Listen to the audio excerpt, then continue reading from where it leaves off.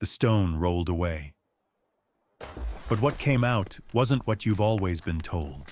No angel greeting, no folded shroud, no gentle sunrise revelation. In this gospel, the resurrection cracks reality open. Soldiers flee in terror. Giants emerge from the tomb, and a wooden cross begins to speak. Not metaphorically, literally. This isn't the resurrection as preached in Sunday school. This is the version that made early bishops panic and got buried for centuries. It's not just another gospel. It's a portal into a very different Christianity. And for almost 2,000 years, it waited in silence until someone finally read it.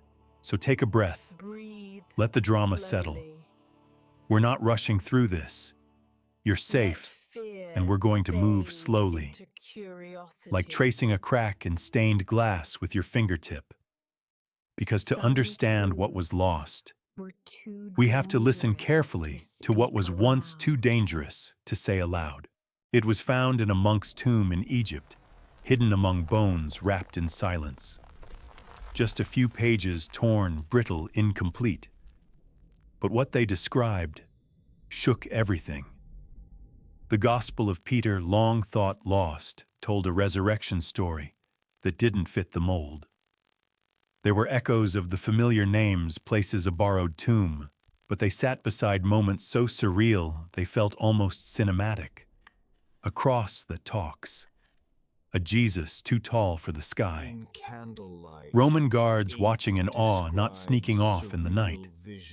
And Peter, supposedly, the author, strangely absent. This isn't the gospel of comfort. It's the gospel of awe, of mystery, of something ancient and strange and still breathing under layers of doctrine. It was banned, suppressed, dismissed. And yet, here it is again. Before we venture further into the shadows, take a moment to subscribe so you never miss a secret that history has tried to forget. You don't expect the dead to whisper. But that's what happened in 1886, deep in Upper Egypt. A French archaeologist named Urbain Bourriant was combing through the sands near Akhmim when he came across a tomb, nothing unusual at first glance. A typical monk's burial. But tucked beside the bones was a parchment fragile as dried leaves written in Greek. At first it seemed like yet another apocryphal text, maybe a hymn or a sermon. But as scholars began to decipher it, a quiet shiver ran through the academic world. The Gospel of Peter, long believed lost, had resurfaced. It wasn't a pristine scroll, mind you. Only a fragment, 14 leaves of papyrus. No author's signature, no beginning or ending. But right in the middle of its yellowing pages was something astonishing, a version of the Passion narrative that diverged sharply from everything in the canonical Gospels. This was no mere footnote in church history. This was an alarm bell from the 2nd century. What was it doing in a monk's tomb, far from Jerusalem, far from Rome? That alone was a riddle. The manuscript part of a broader codex had likely been copied by a Coptic scribe centuries after the original composition. Why preserve it, why bury it, and why now, after lying silent for well over a millennium, did it choose to re-emerge? Bourriant's discovery caused a stir, but not the kind that filled headlines. This wasn't flashy. It was the sort of slow-burning scandal that smolders in footnotes, catches fire in doctoral theses, and eventually upends entire assumptions. The Gospel of Peter didn't just tell a different story, it felt different. The cadence was foreign. The symbols were strange. The crucifixion, the resurrection. These weren't humble events witnessed by fishermen and weeping women. These were cosmic scenes watched by the heavens, spoken by crosses, guarded by Rome. And that's when the past did. What it often does, it reached out with a dusty hand and reminded everyone that Christianity was never a singular narrative. It was a swirling, competing orchestra of voices, some loud and orthodox, others hushed and heretical. One of the earliest records of this gospel came from Serapion, bishop of Antioch, in the late 2nd century. He had initially allowed its use in Christian communities until, after reviewing it more closely, he revoked his permission. He claimed it was laced with docetic heresy, the belief that Jesus only appeared to suffer. And just like that, the Gospel of Peter was pushed off the table, swept under the altar, and cast out with a warning. It stayed gone for nearly 1,700 years. But then akmaim, bones, parchment, and a whisper that wouldn't go away. And that's where the real tension begins. Because as soon as scholars realized what this text was, both in content and in implication, they were forced to ask questions that refused tidy answers. Was this gospel truly written by Peter? That was unlikely, but some still entertained the possibility. Was it older than the canonical texts? That too was debated. Was it simply a retelling, a dramatized midrash meant to edify? Or was it a legitimate competitor to the Gospels we now call Scripture? The text doesn't help much. It begins in the middle of the action with Jesus being handed over for crucifixion. There is no nativity, no Sermon on the Mount. Just blood, betrayal, burial, and then something else. Something stranger. And perhaps most confounding of all, why would a Christian monk, someone fully embedded in an Orthodox Chalcedonian world, choose to have this buried with him? Was it sentimental, a family heirloom, a forbidden text held close in hope? Or was it part of a larger hidden current one in which alternative Christianities quietly survived long after they were thought extinct? This question, this ache for context, is what keeps historians up at night. Because for all the drama in Peter's Gospel, its real danger lies not in what it says, but in how much it implies. If this survived in the tomb of a monk, how many other Gospels were read, loved, and lost without a trace? It's tempting to treat apocryphal texts as fringe curiosities, as spiritual fan fiction. But the Gospel of Peter insists otherwise. It places itself right in the heart of the resurrection narrative. Not alongside it, inside it. And it forces us to admit something uncomfortable, that our picture of early Christianity has always been curated, redacted, and occasionally censored. What makes this more than academic is the effect it has on faith itself. Because once you know there were other versions of the resurrection, other voices, other witnesses, it becomes harder to hear just one and call it complete. And that's the thread we'll be following. A resurrection unlike the others. A gospel that doesn't behave. And a past that might be trying ever so gently to rewrite itself in the present. It didn't take long for alarm bells to ring in the early church. By the late 2nd century, when Christianity was still weaving together its identity from a patchwork of traditions, doctrines, and regional practices, voices were rising to draw boundaries, lines between what was sacred truth and what was dangerous deviation. One of the first to raise such a line against the Gospel of Peter was Serapion, bishop of Antioch. And his reaction tells you just how unsettling this gospel must have been. Serapion wasn't a fringe figure. He was a leading authority well respected in theological circles and charged with shepherding Christian communities through a time of confusion, persecution, and doctrinal chaos. According to a letter later cited by Eusebius, Serapion had initially allowed the Gospel of Peter to be read by a Christian congregation in the town of Rossus. Why not? It carried Peter's name, and at a glance it seemed to affirm familiar events, Jesus' crucifixion, death, and resurrection. But something shifted. After receiving reports, or perhaps rereading the text more closely, Serapion changed his mind. He retracted his permission and labeled the gospel heretical, warning that it bore the fingerprints of a group he referred to as the Docetists. It was more than a correction. It was a condemnation. Now, if you squint at this episode with modern eyes, It might seem like harmless theological housekeeping, but in the 2nd century, this was akin to cutting off a branch from a living tree. Serapian's ban didn't just reject the Gospel of Peter. It stripped it of legitimacy, placed it outside the boundaries of safe belief, and effectively consigned it to oblivion. And while he never specified exactly which passages alarmed him, many scholars believe it was the Gospel's treatment of Jesus' suffering or lack thereof that set off the warning bells. Docetism wasn't just a fringe opinion. In the 2nd century, it was one of the most significant and divisive theological currents. The word comes from the Greek dokein, meaning to seem. According to docetic belief, Jesus didn't actually suffer physical pain on the cross. His body was an illusion, a divine projection. From their perspective, the Son of God couldn't be subjected to mortal torment. That was a messy, undignified human business. And here's where the Gospel of Peter begins to whisper heresy.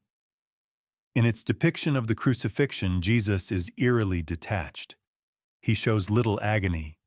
He seems unaffected by physical suffering. And at the very moment of death, the text makes a curious statement: he was taken up. Not he died, not he breathed his last, but something loftier, more ambiguous. It almost reads like an ascension happening mid-crucifixion. To someone like Serapian, that wasn't poetic license. That was theological sabotage. But what's fascinating, and frankly a little thrilling, is how this controversy reveals the raw edges of early Christian development. The Gospel of Peter wasn't dismissed because it was boring or irrelevant. It was rejected because it competed, because it presented a version of Jesus that threatened the emerging orthodoxy with a radiant, untouchable figure who hovered just above the pain of the world. And here's the kicker: Serapian's reaction wasn't based on the Gospel being newly written. It was already in circulation, already beloved by some Christian communities. That means it had been copied, read, preached, perhaps even memorized long before Antioch's bishop issued his decree. It had traction, which raises the uncomfortable question: how many early Christians embraced this version of events before being told to forget it? This controversy also forces us to reevaluate authorship itself. Was the Gospel of Peter really written by Peter? Probably not, at least not in the literal biographical sense. But in early Christian practice, attaching an apostle's name to a text wasn't necessarily fraudulent. It was often a way of claiming spiritual lineage, signaling that the contents aligned with the apostle's perceived teachings. If that was the case here, then whoever wrote the Gospel wanted readers to imagine Peter as the voice behind the narrative, but oddly, Peter barely appears in the text at all. That omission is itself suspicious. You'd expect a Gospel carrying his name to place Peter front and center, perhaps as an eyewitness to the resurrection, or at least a companion to the unfolding events. Instead, he fades into the background, overshadowed by Roman guards, cosmic signs, and a cross that steals the spotlight. It's like naming a movie the Gospel according to Peter, and then keeping him off screen for the entire third act. So why use Peter's name at all? Perhaps it was a shield, an attempt to lend the text gravitas and authority. Or perhaps it was a subtle challenge to the emerging ecclesiastical structure, a way of suggesting that Peter's true vision of Jesus had been obscured, and that this Gospel held the key to recovering it. If so, it's no wonder Serapian moved quickly to shut it down. Yet despite his efforts, the text refused to vanish. Copies were made. One ended up in Akhmim. And though the manuscript was eventually buried, perhaps deliberately, it waited. And now, centuries later, Serapian's ban serves as both a warning and a spotlight. Because whatever else the Gospel of Peter may be, it was potent enough to provoke fear. And fear, especially in the hands of early bishops, was often a sign that something powerful was trying to break through. There's something about a fragment that draws the eye more fiercely than a complete picture. Perhaps it's the tension, what's shown versus what's missing. Or maybe it's the sense that someone somewhere tried to erase something and didn't quite succeed. That's exactly how the Gospel of Peter feels. Its surviving form is partial, just 14 leaves from a manuscript likely dating to the 8th or 9th century, though its content reaches centuries deeper. There's no introduction, no clean ending. It begins mid-scene as if someone hit record halfway through a mystery, but what survives is enough to disrupt centuries of certainty. The extant portion opens just as Pontius Pilate washes his hands of the affair, and from there the story dives immediately into a strange and stirring version of the Passion. Familiar beats echo in the background, the mocking, the crucifixion, the tomb, but they're refracted, like light through stained glass, recognizable yet unmistakably altered. One of the first shocks comes in the form of agency. In the canonical Gospels, responsibility for Jesus' death is a shared affair. Pilate hesitates, the crowd calls out, the soldiers obey orders. But in Peter's Gospel, there's a harsher emphasis on the culpability of Jewish leaders, while Roman actors are curiously absolved. Pilate becomes a reluctant participant. The execution is portrayed as a betrayal by local authorities. The implication isn't subtle. It's sharpened like a dagger. And then there's the crucifixion itself. No 7 last words. No cries of, my God, why have you forsaken me?" Instead, Jesus is portrayed as eerily composed. One line in particular draws immediate scrutiny. He kept silence, as though he felt no pain. The atmosphere is subdued, almost clinical. You're not watching a man being broken. You're watching something else entirely, a figure who seems to allow death, not suffer it. That single sentence has caused waves of speculation for over a century. Was it intended as poetic elevation, an artistic flourish, to highlight divine transcendence? Or was it, as Serapion feared, a docetic, tell the Gospel's theological mask, slipping just enough to reveal its true face? Yet the fragment's power isn't just in what it says, it's in how it tells. There's a grandeur to its voice, a kind of celestial detachment that makes the whole Passion feel like a cosmic event rather than a human one. The earth shakes, the heavens respond. The tomb becomes a stage for something utterly surreal. Even the stone sealing the burial site doesn't behave like a mundane object. It becomes almost a character in its own right, heavy with significance, and moved not just by hands, but by unseen forces. One of the most vivid sections describes the guards stationed at the tomb. They witness supernatural events in real time, no later rumors, no secondhand reports. They see angels descend, the stone roll away, and a resurrected Jesus emerge, flanked by 2 giant figures. It's not a quiet event in the early morning mist. It's a revelation that splits the sky. That scene alone introduces an element that most scholars find baffling. Jesus is described as so tall that his head reaches the heavens. The 2 angels with him are also enormous, but he towers above them. And then behind them all, a cross emerges from the tomb and begins to speak. That's not poetic metaphor. Not in this text. The cross speaks out loud, bearing witness to the event. If you're imagining Monty Python right now, I get it, but the tone is dead serious. Sacred, even. This isn't satire. It's liturgy. Or maybe memory. And this is where interpretation begins to split like a road in the desert. Some scholars believe the Gospel of Peter is preserving a highly stylized liturgical tradition meant to be performed or chanted in worship. Others argue it's a dramatized vision, a kind of apocalyptic dream intended to comfort believers under persecution. And then there are those few cautious voices who wonder, what if this gospel is echoing an early, now lost account, one that never made it into the canon, but carried weight in its time. The lack of a beginning and an end only heightens the mystery. Was this part of a longer gospel? Did it once contain teachings, parables, or a birth narrative?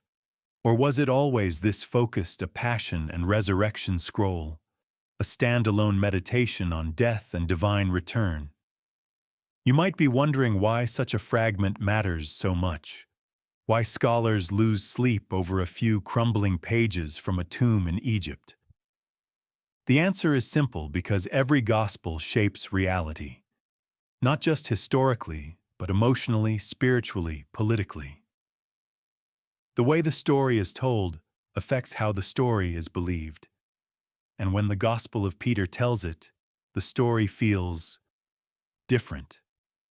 There's less intimacy, less sweat and suffering, more spectacle, more myth. The Jesus of this Gospel is luminous and untouchable, already triumphant even before the tomb is opened. And whether you find that inspiring or alienating, you can't help but notice the shift. It's like viewing a familiar painting under blacklight, new colors emerge, old shadows stretch longer. And all this from a fragment, just a sliver, which leads to one of the most persistent questions in the study of apocryphal texts. If this much power lies in what survives, what was in the parts that didn't? You've heard this scene before, or at least thought you had. A tomb sealed, guards posted, then a rolled-away stone and an empty grave. But in the Gospel of Peter, that familiar moment doesn't play out quietly in the pale dawn. It's not whispered in hushed tones or wrapped in ambiguity. No, this is something else entirely. In this version, the guards are not footnotes, they're front row. And what they witness isn't just strange, it's staggering. From the moment Jesus is entombed, the Roman soldiers in Peter's Gospel are presented as active, even central figures. They aren't just a security detail fulfilling bureaucratic duty. They're witnesses compelled to guard the tomb day and night, and their role isn't framed in suspicion, but in awe.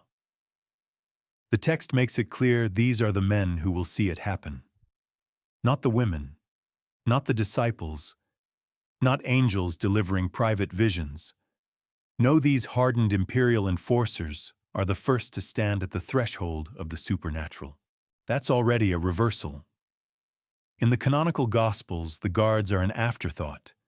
In Matthew, they appear briefly dispatched by Pilate at the Pharisees' request. In Mark and Luke, they don't appear at all. But in the Gospel of Peter, they're crucial. Their presence at the tomb is extended and dramatized. And when the resurrection happens, they don't miss it. They see it with eyes wide open, trembling, not with belief, but with sheer terror. In Peter's account, as the night deepens and the Sabbath wanes, a scene unfolds like something out of apocalyptic theater. The heavens open, bright figures descend. The stone rolls away not by human hands but by unseen force, and out of the tomb step three beings, two giants, flanking a third even taller. Their heads reach the sky. Behind them follows a cross. The guards watch frozen as the cross speaks aloud, answering a voice from heaven. That's not merely spectacle. That's theological reorientation. The cross, a tool of death, becomes a mouthpiece for divine witness. And the guards, they don't swoon and forget. They don't fabricate stories out of shame. They report everything. They go to Pilate and the Jewish authorities, describing the angels, the earthquake, the giants, the living cross. Which, if you're counting, is at least 4 things more than most Gospels would dare include. And here's where it gets stranger still, the authorities believe them. There's no effort to silence them, no bribe. Instead, there's quiet dread. The reaction isn't disbelief, it's recognition. They had tried to control the narrative, but something too large, too vivid had broken through. That shift in focus from believers discovering the tomb to soldiers witnessing a cosmic eruption has enormous implications. It suggests that belief isn't born from longing or faith, but from sheer undeniable encounter. That those furthest from Jesus, those paid to kill him, were the first to glimpse his return. And it upends a quiet but powerful theme in the canonical Gospels, that resurrection is a mystery accessible only through faith. In Peter's Gospel, it's a spectacle that confronts even the unworthy.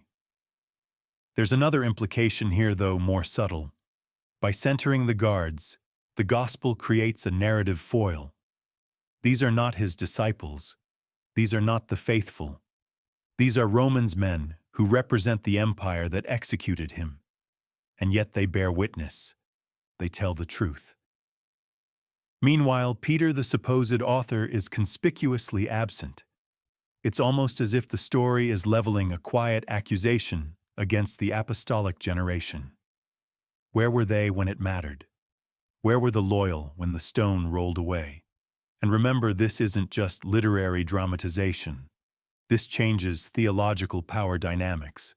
If the resurrection was witnessed not by insiders but by outsiders, if even the empire bowed before the miracle, then the dividing line between sacred and profane blurs. It's not the followers of Jesus who carry the news in this gospel. It's the machinery of Rome. This raises questions that make modern scholars twitch a little. Was the scene meant to universalize the resurrection, offer it to all humanity regardless of allegiance? Or was it meant as critique, a jab at the fearful silence of the disciples and the cowardice of the faithful? Either way, it reinforces a constant theme in Peter's Gospel, that authority comes not from closeness to Jesus, but from encountering his power directly. There's also the unsettling possibility that this entire dramatic shift was born out of trauma. Remember, the Gospel of Peter likely emerged in a period of persecution when Christian communities were being hunted, imprisoned, or worse. In such an atmosphere, perhaps a tale in which even Roman guards are converted into trembling messengers felt like more than fantasy. It felt like hope, like cosmic justice, a subversion of power through revelation. Maybe that's why the cross speaks. Maybe that's why the tomb is not discovered empty, but bursts open in full view. This wasn't about secrecy. It was about being seen. And that more than any doctrinal dispute might be why the early church feared this gospel. It wasn't just that it offered different theology. It was that it offered different witnesses. It recentered the resurrection narrative around those no one expected, around those no one wanted. And in doing so, it invited readers to look beyond the apostles, beyond the familiar, and ask, what if the first preachers were the ones holding swords? The image of the guards, silent, wide-eyed, stunned by the unfolding resurrection, is one that lingers. It doesn't comfort. It doesn't resolve. But it demands something. It demands that you reconsider who saw what, and why for centuries we were told they didn't. It begins in darkness, as it always does. The tomb silent, the guards still, the air holding its breath. But then something shifts, not a gentle tremor or a quiet dawn. In the Gospel of Peter, the resurrection doesn't arrive like a thief in the night. It crashes into history like a cosmic procession. This is not resurrection as memory or metaphor. This is resurrection as spectacle, surreal, majestic, and utterly uncontainable. Picture it. The night sky above Jerusalem suddenly flares with unnatural light. The stone before the tomb, sealed and heavy, begins to move, not from within, but as if commanded by the heavens. Then the earth itself groans. The guards fall to the ground, not out of faith, but in something closer to primal terror. They don't just see what happens next, they survive it. From the open tomb, two towering figures emerge. They are not described as angels with wings or shining robes. They are giants. Their heads stretch into the sky, and between them, supported by their shoulders, walks a third figure, Jesus. Taller still. Larger than life in the most literal way possible. His head reaches the heavens. He walks upright, not wounded, not blinking into daylight, not cautious, triumphant. Then the cross follows. That detail alone has launched 1,000 dissertations. The cross doesn't lie discarded in the tomb. It doesn't remain nailed into the hill of Golgotha. It walks, and it speaks. "Have you preached to those who sleep?" asks a voice from the heavens. The cross answers yes. No thunder, no choir. Just a plain affirmation from a piece of wood, or more accurately, from a vessel now so sacred that it transcends its function. The execution device becomes a witness, a prophet. In this moment, time and theology warp. You're no longer in first-century Judea. You're somewhere else, somewhere larger. The boundaries between heaven and earth, life and death symbol and reality all collapse. The resurrection becomes a cosmic event, enacted not in whispers or shadows, but in something closer to apocalyptic theater. And yet, strangely, it's not gaudy. It's not a Marvel movie. There are no lightning bolts, no battles, no capes. There is only size, stillness, the impossible dignity of beings too large for our categories. The scene doesn't scream, it looms. This passage is where the Gospel of Peter truly breaks from the canonical Gospels, not just in content, but in scale. In Matthew, Mark, Luke, and John, the resurrection is mysterious, even ambiguous. The women find the tomb empty. They hear from angels. Jesus appears, but his form is often veiled, unrecognized at first. It's intimate, dreamlike. But here it is unmistakable. The guards are eyewitnesses. The resurrection is a display, not a secret. Scholars are divided over how to interpret this vision. Some see it as mystical allegory drawn from early Christian liturgy or apocalyptic writings. Others argue that it reflects a ceremonial retelling, perhaps from an Easter Vigil tradition now lost. And a few more provocatively suggest it may echo a tradition once considered legitimate by some early Christian groups before the rise of a dominant orthodoxy. But regardless of the origin, one thing is clear: this version does not ask the audience to believe in faith alone. It offers a spectacle so overwhelming that belief becomes almost irrelevant. You don't choose to believe in a towering Jesus and a walking cross. You simply gape. And that leads to a curious discomfort. Because while the scene is undeniably powerful, it also feels out of sync with what many associate with Jesus.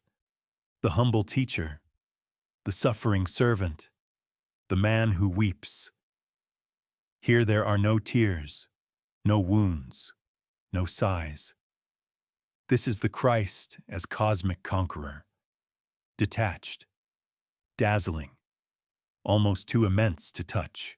Theologically, it brushes close to ancient Near Eastern motifs, where divine beings appear in dreamlike proportions, towering, radiant, and unapproachable.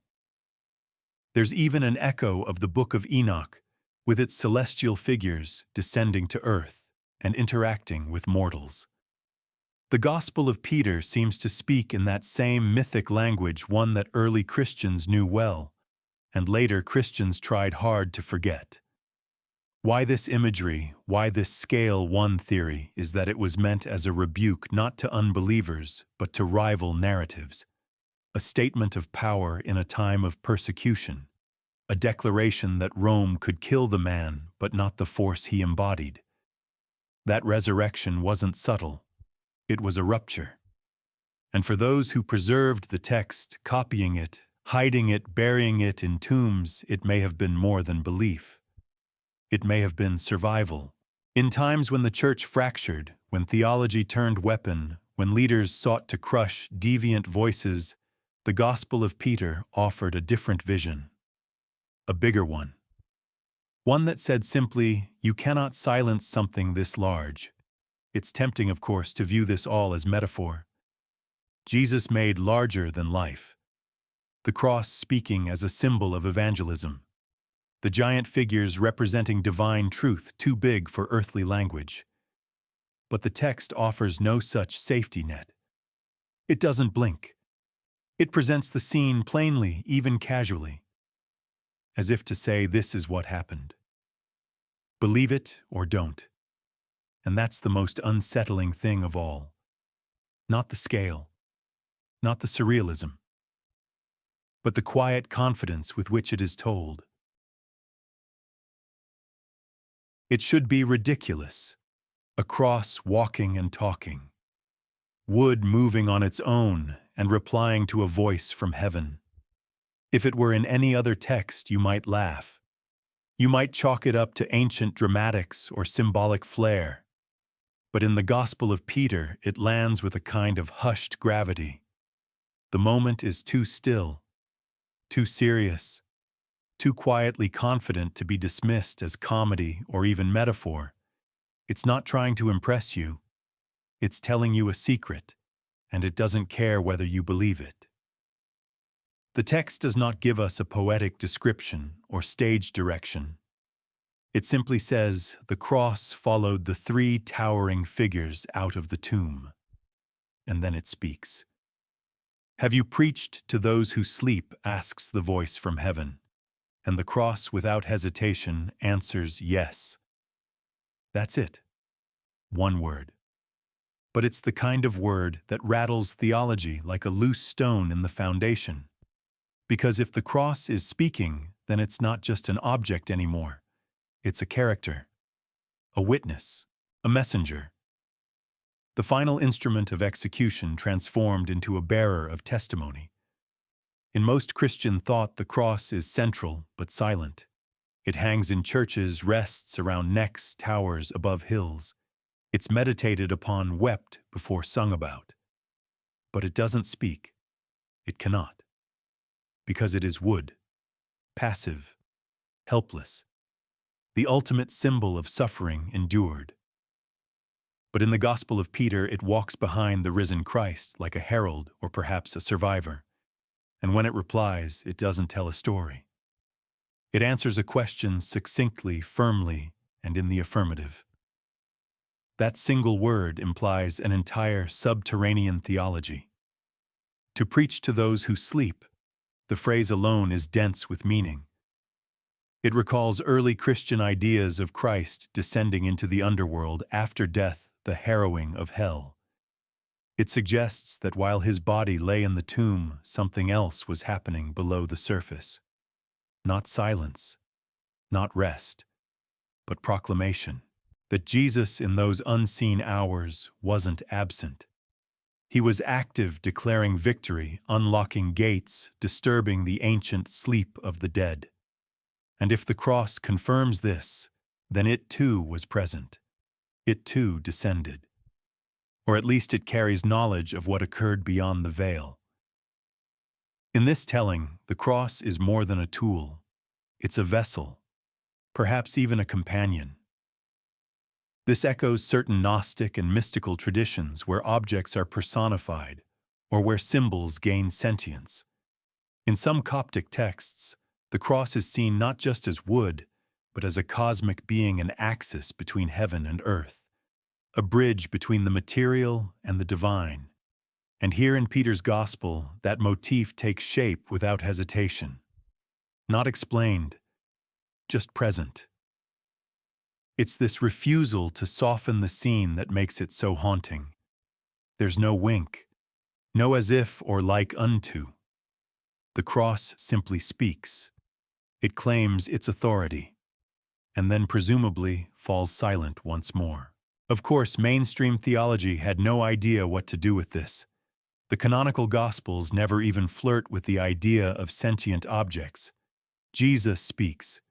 Angels speak. The heavens open. But wood stays wood, silent, passive. That's the role it's given, and it sticks to the script. But the Gospel of Peter breaks the script entirely. It reframes the cross not as a relic to be venerated, but as a participant in the resurrection. Not a tool of Rome, but a prophet of the underworld. Someone that now knows more than the living. And yet, oddly, it doesn't steal the show. The cross speaks once, then fades. There's no sermon, no glowing transformation. It walks, it answers, and then it's done. Like a stagehand appearing for one line in a cosmic play. This restraint is part of what makes the moment so eerie.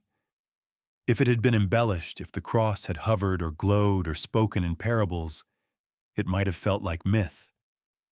But instead, it behaves with quiet dignity. It doesn't declare.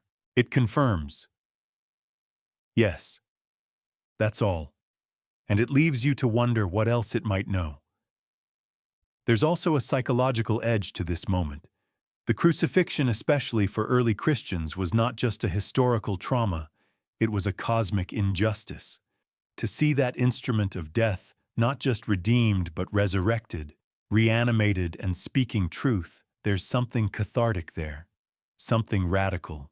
It says the worst thing ever made has now become a vessel for divine communication. And that's what lingers. That whisper, that reversal, the idea that something meant for silence has become a voice, that something made for pain has become a witness, that an object with no agency has become an apostle to the dead. Is it metaphor? Is it mysticism? Is it hallucination, liturgy, dream, or some long-lost strand of first-century cosmic drama we don't know? And that, of course, is the point. The canonical Gospels give us mystery veiled in realism. The Gospel of Peter gives us mystery unveiled, unashamed, and unflinching. A Jesus who towers. A cross that speaks. A world that does not blink at the supernatural, but receives it simply as truth. You're left not with certainty, but with wonder, and one impossible question lodged like a splinter behind the eye. What else did the cross see? You've heard the story of the suffering servant, the man who wept in Gethsemane, who cried out on the cross, who bled, stumbled, groaned beneath the weight of sin and wood. That version, raw, intimate, achingly human, has been the heartbeat of Christian theology for centuries. But the Gospel of Peter has no use for it. In this telling, suffering isn't the point. In fact, it's barely present. Jesus does not cry out. He doesn't flinch. He is silent, detached, almost distant from his own execution. And that quiet might be the loudest heresy in the text. From the moment of the trial onward, Peter's Jesus moves through events with eerie composure. There is no pleading, no begging, no sweat like drops of blood. At the crucifixion, the text goes so far as to say, he kept silence as though he felt no pain.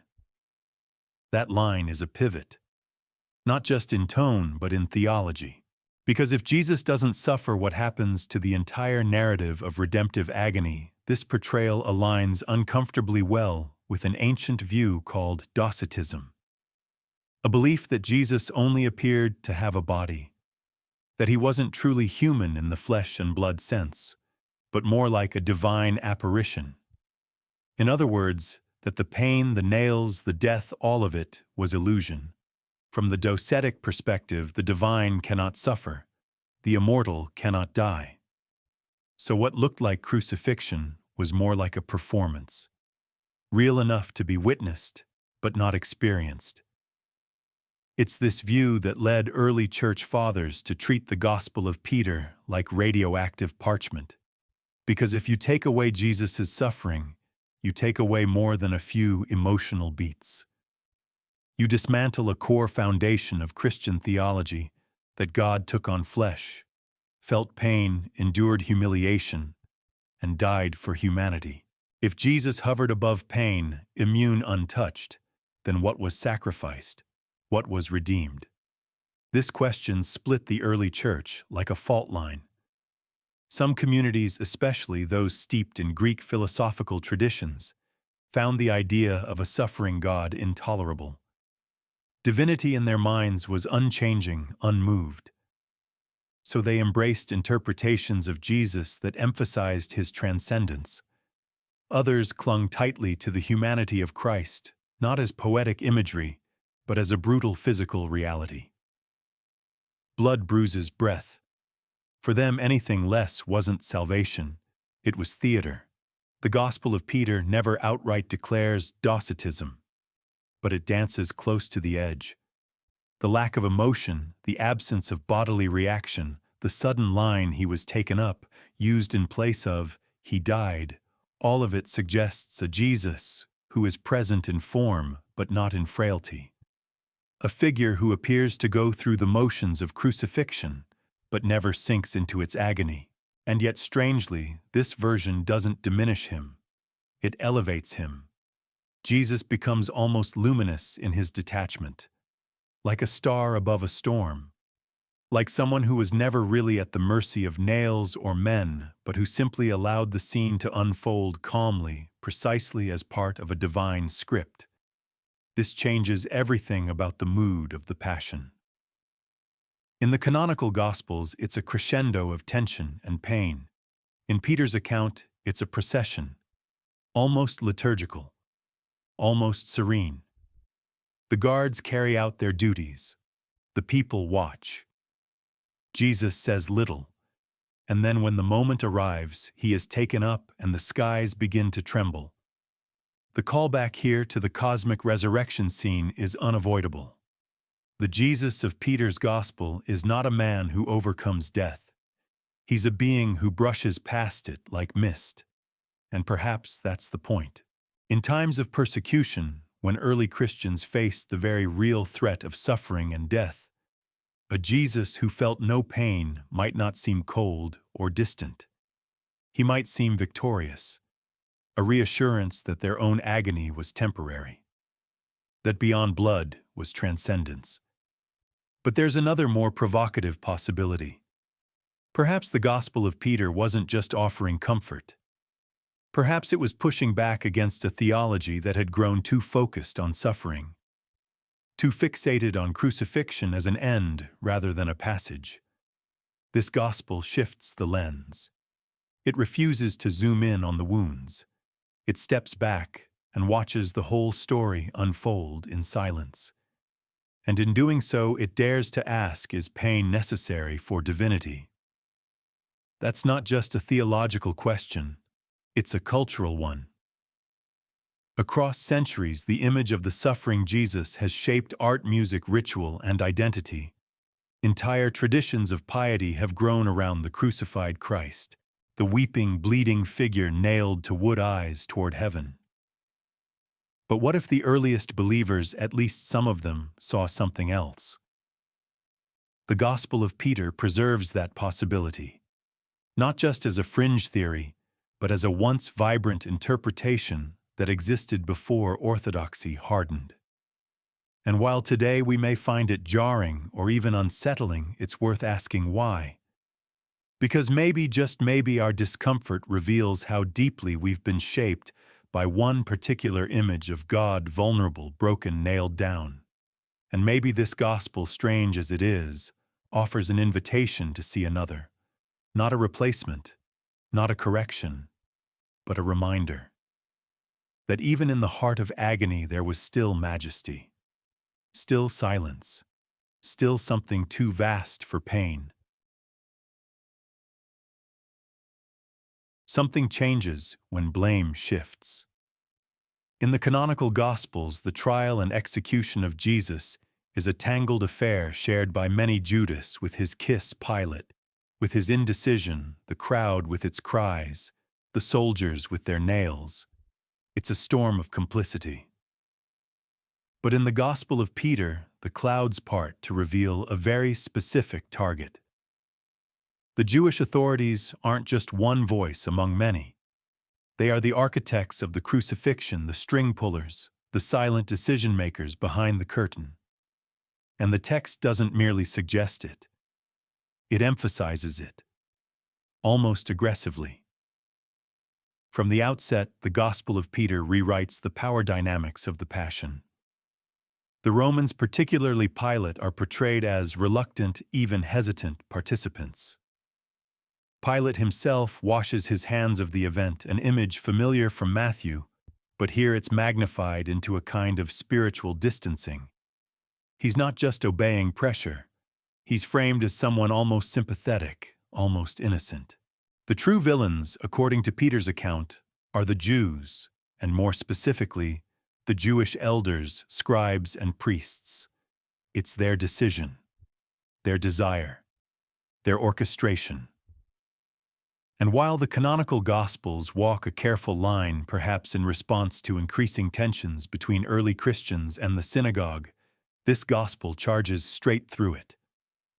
It's uncomfortable to read, and rightly so.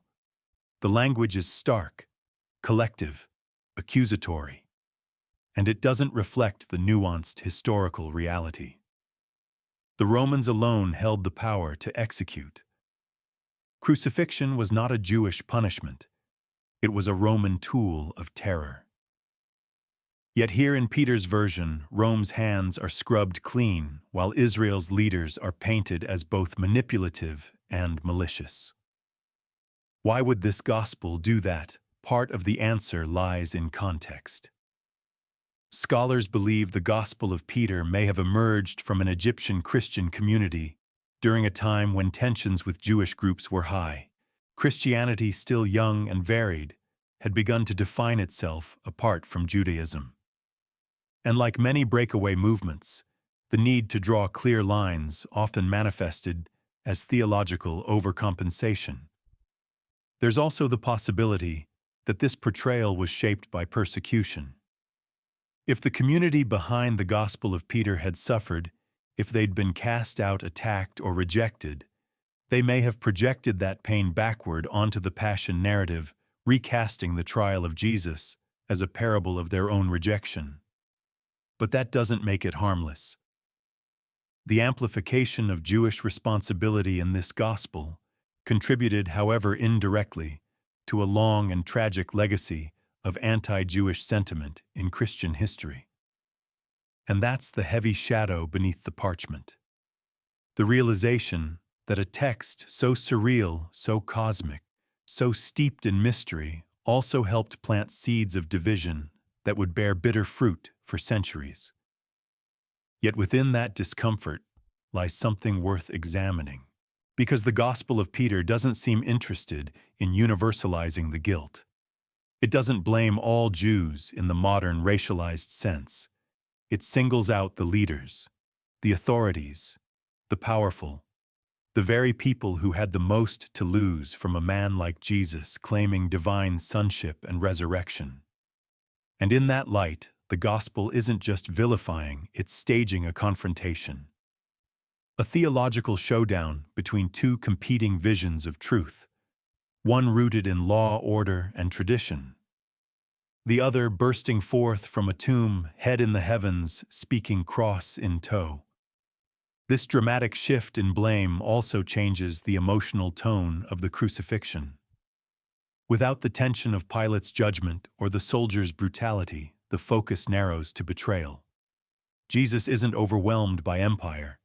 He's targeted by those who should have recognized him, the ones steeped in Scripture, the ones trained to wait for the Messiah. And when they fail that test, the universe itself responds not with vengeance, but with awe.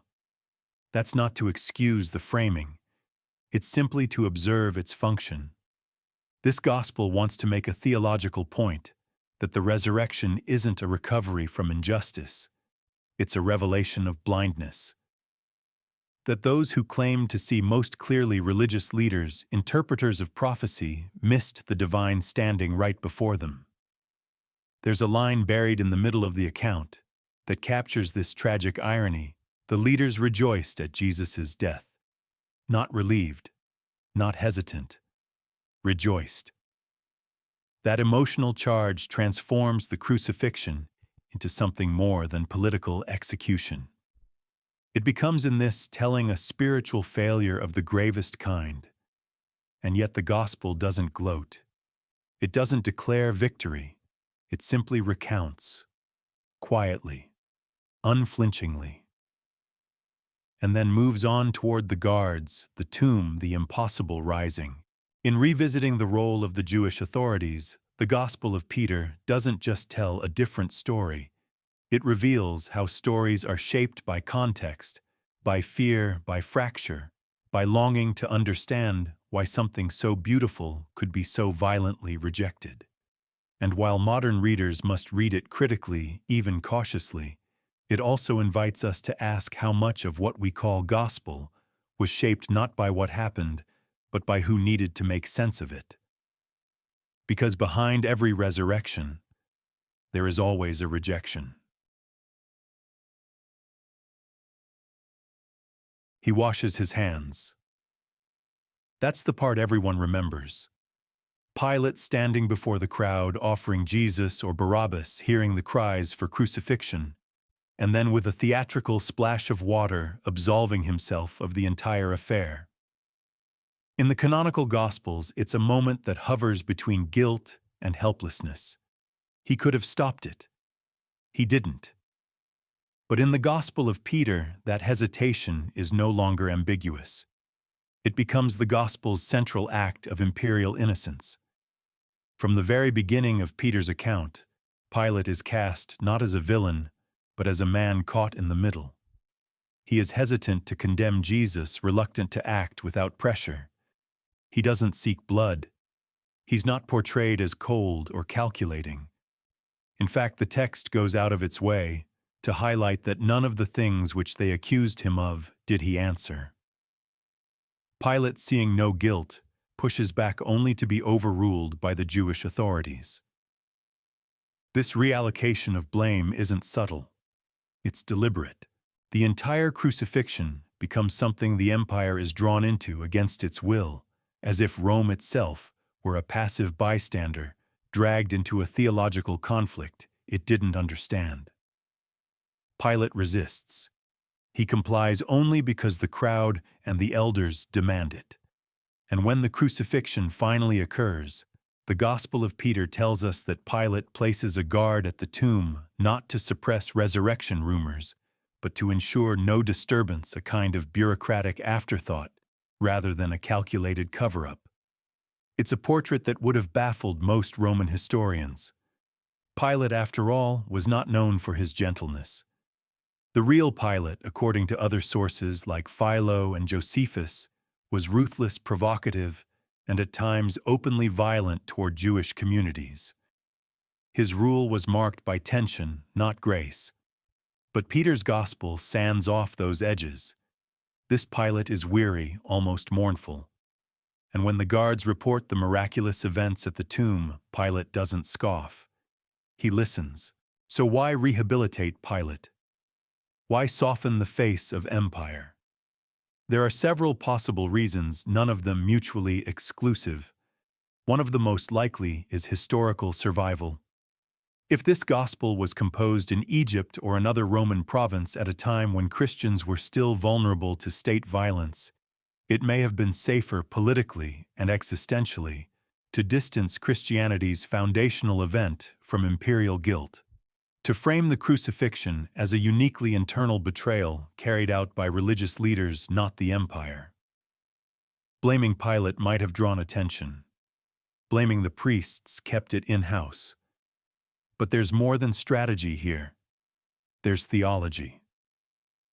In shifting the narrative away from Roman responsibility, the Gospel of Peter reframes the Passion as a cosmic drama rather than a political execution.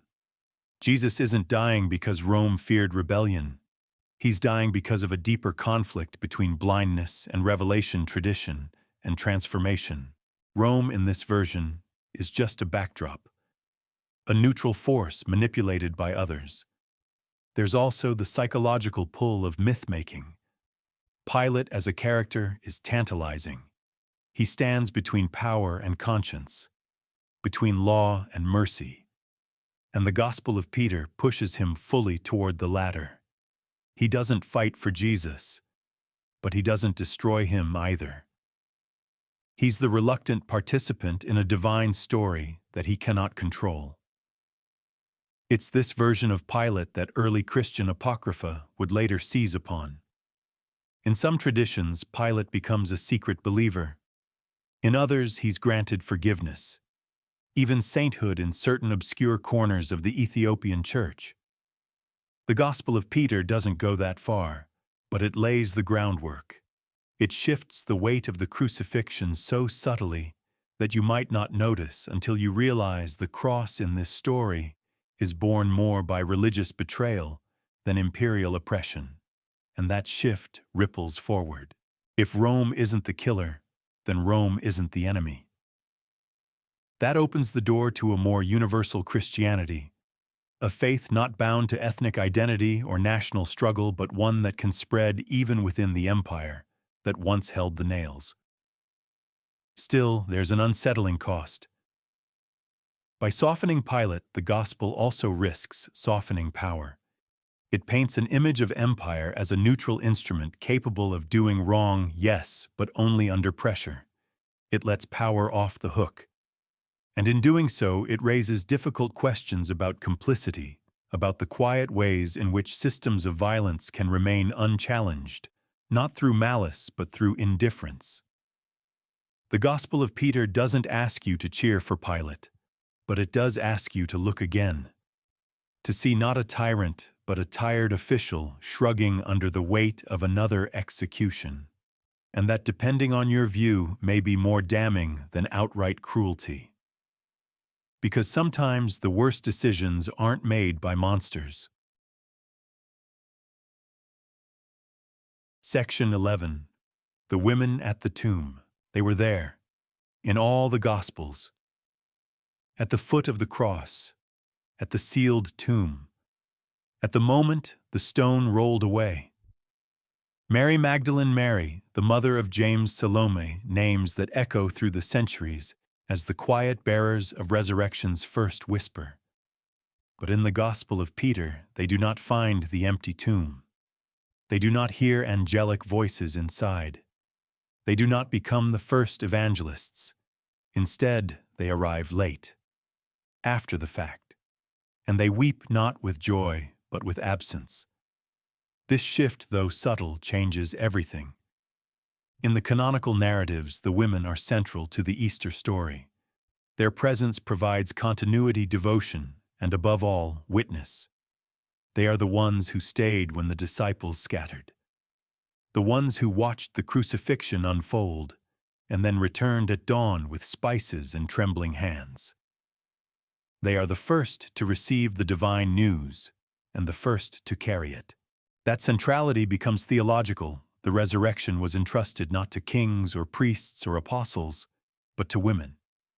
But Peter's gospel sidesteps that completely. The guards witness the resurrection. The angels descend. The cosmic figures rise. And only after it is all over do the women appear walking toward the tomb, unaware of what has already occurred. What they find is not a moment of awe, but one of confusion. The stone is gone. The body is gone.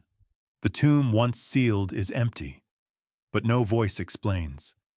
No angel sits upon the slab. There is no luminous Jesus waiting to say her name. There is only absence. And the women, seeing this, begin to weep and flee. It's a quieter moment than the spectacle that came before. Less cosmic, more human. But it's also more tragic. These women, who in other texts are brave and believing, here become mourners of a mystery they cannot yet understand. Why make this change? Some scholars suggest that the Gospel of Peter seeks to replace subjective witness with objective spectacle.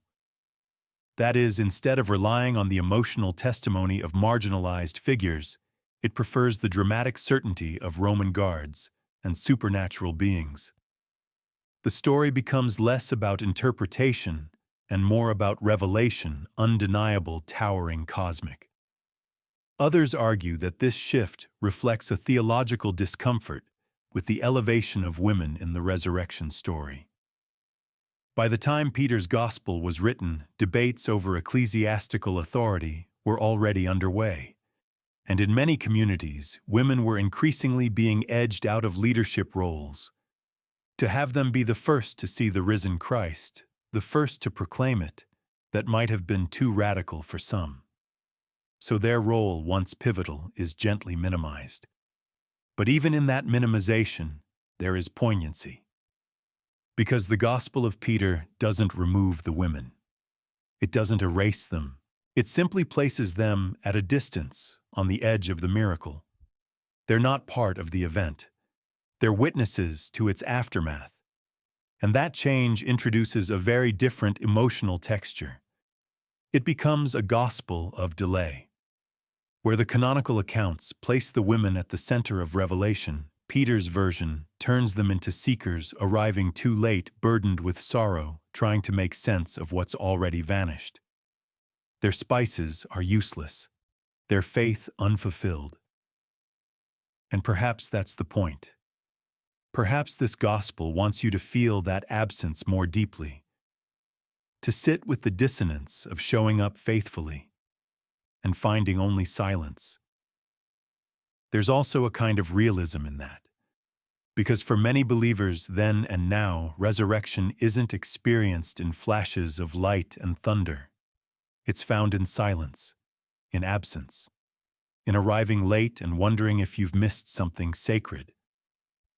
The women at the tomb in Peter's Gospel are not icons. They're echoes, and their weeping becomes its own kind of prayer. Still, the comparison with earlier texts is inescapable. In John's Gospel, Mary Magdalene speaks with Jesus in the garden. In Matthew, she's told by an angel not to be afraid. In Luke, the women are told to go and tell the others.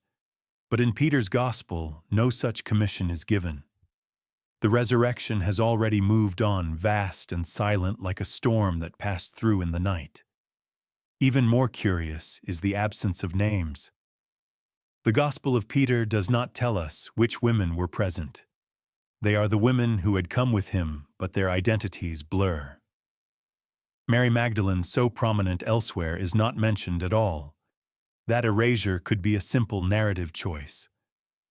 Or it could be another form of theological redirection, moving away from personal experience toward public spectacle, dismantling the emotional arc in favor of awe. Whatever the reason, the result is haunting. The women arrive. They look inside. They weep, and they leave. In their silence, we hear our own questions. Did they understand what had happened? Did they believe? Did they tell anyone? The text never says. And perhaps in its restraint, it reveals something the more detailed Gospels cannot. That resurrection, even when cosmic and visible, still leaves space for mystery. That sometimes even those who show up, even those who loved him most, are left staring into empty spaces, unsure of what comes next. It's a question that lives in the shadow of every sacred story. What did they actually see? In the Gospel of Peter, that question becomes louder with every surreal detail. Towering figures, a cross that walks and speaks, a resurrection witnessed not by the faithful, but by frightened guards. Is this memory, dream, vision, or some strange blend of all three? The text never says. It just lets it happen. But beneath that silence, something is stirring, a riddle wrapped in spectacle. Because what you're witnessing might not be what they saw. Or perhaps they really did see it, and that's what makes it even harder to explain. Unlike the canonical Gospels, where Jesus appears quietly, personally breaking bread, walking on roads, calling names, Peter's Gospel makes no effort to hide behind modesty. The resurrection here is public, immediate, seismic. No metaphors, no careful pacing. It explodes into the narrative with divine grandeur. But grandeur raises its own kind of suspicion. Could Roman soldiers, hard men trained in blood and order, truly have witnessed angels descending, giants, walking across, responding to heaven, and still calmly report it to Pilate and the elders? Or are we to understand this not as history, but as vision, perhaps not hallucination, but apocalyptic unveiling, a kind of sacred trance given to a chosen few? In early Christian thought, those two categories, vision and witness, were often blurred. Paul, after all, never saw the earthly Jesus. What he encountered was a blinding light on the road to Damascus, accompanied by a voice. And yet that moment becomes the turning point in his life. He calls himself an apostle because of it. Not because of physical proximity to Jesus, but because of the power of the encounter. Vision was experience, and experience was authority. The Gospel of Peter leans into this logic. It doesn't explain the mechanics of the resurrection. It doesn't justify the scale. It simply presents the event as though it happened. Not like a vision, not like a myth, but like something that left footprints in the dirt. And yet, it feels like a vision. The language is too clean, too surreal, too vast for literal space. It reads like something glimpsed behind closed eyes. The way prophets spoke of chariots of fire and wheels within wheels. The way Daniel saw beasts and horns. The way Revelation paints its dragons and thrones and crystal seas. The resurrection here isn't narrated like a journalist at a scene. It's unfurling like a dream in real time. This tension between vision and eyewitness isn't just literary. It's theological. If the guards truly saw what the text describes, then the resurrection wasn't a private revelation to believers. It was a cosmic event visible to the unworthy. If, on the other hand, what they saw was internal visionary, then something more mystical is at work. The Gospel of Peter refuses to resolve that tension. It doesn't care if you're confused. It doesn't slow down to clarify. It just speaks. And that's what gives it its power. Because in avoiding clear genre markers, the Gospel pulls you into the dissonance. You are asked to believe in a story that feels impossible, and to sit with that feeling. Not dismiss it. Not solve it. Just carry it. This echoes certain patterns in early mystical Christianity, especially among groups often labeled heretical, the idea that spiritual truth reveals itself in layers. That what looks absurd to the rational mind may be perfectly coherent to the awakened soul. That vision is not illusion, it's deeper seeing. And perhaps that's what Peter's gospel is modeling. A form of divine perception available not to the qualified, but to the present. And that brings us back to the guards. Were they dreaming? Were they in trance? Were they divinely compelled to see something others couldn't? Or, and here's the sharp edge, did the text make them the witnesses precisely to unsettle the boundaries of belief? Because if those furthest from Jesus, those trained in violence and power, saw the miracle with their own eyes, then what excuse does anyone else have? The gospel doesn't tell us whether the guards believed.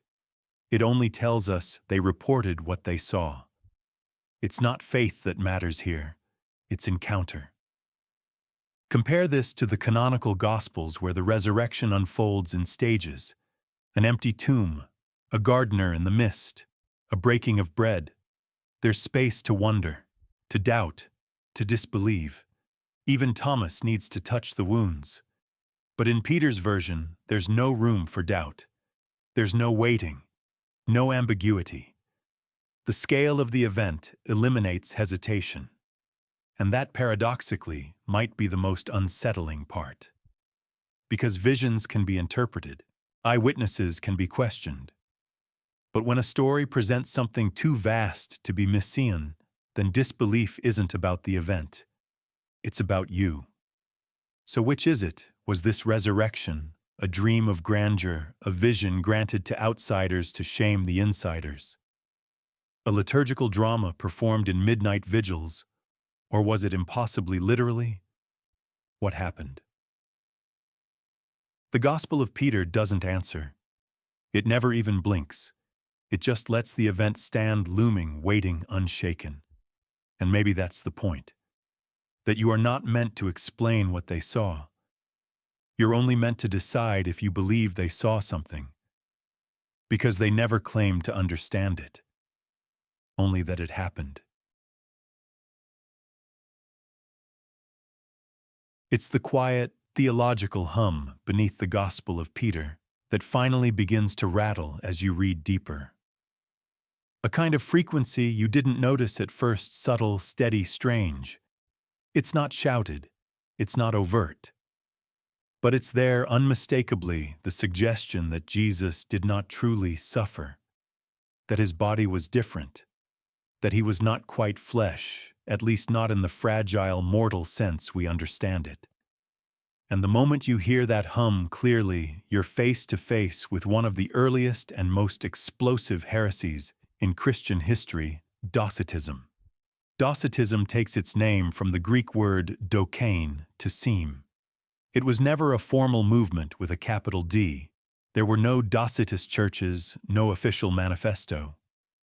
But it was a current, strong, persistent, seductive running through the early Christian world. And at its heart was one idea that Jesus only seemed human, that he only appeared to suffer. That divinity in its true form could not be pierced, could not bleed, could not die. To modern ears, that might sound like spiritual metaphor, poetic distancing, but in the 2nd century, it was a line drawn in fire. Because if Jesus didn't really suffer, then he didn't really die. And if he didn't really die, then what exactly was the resurrection? The Gospel of Peter never directly claims a docetic stance.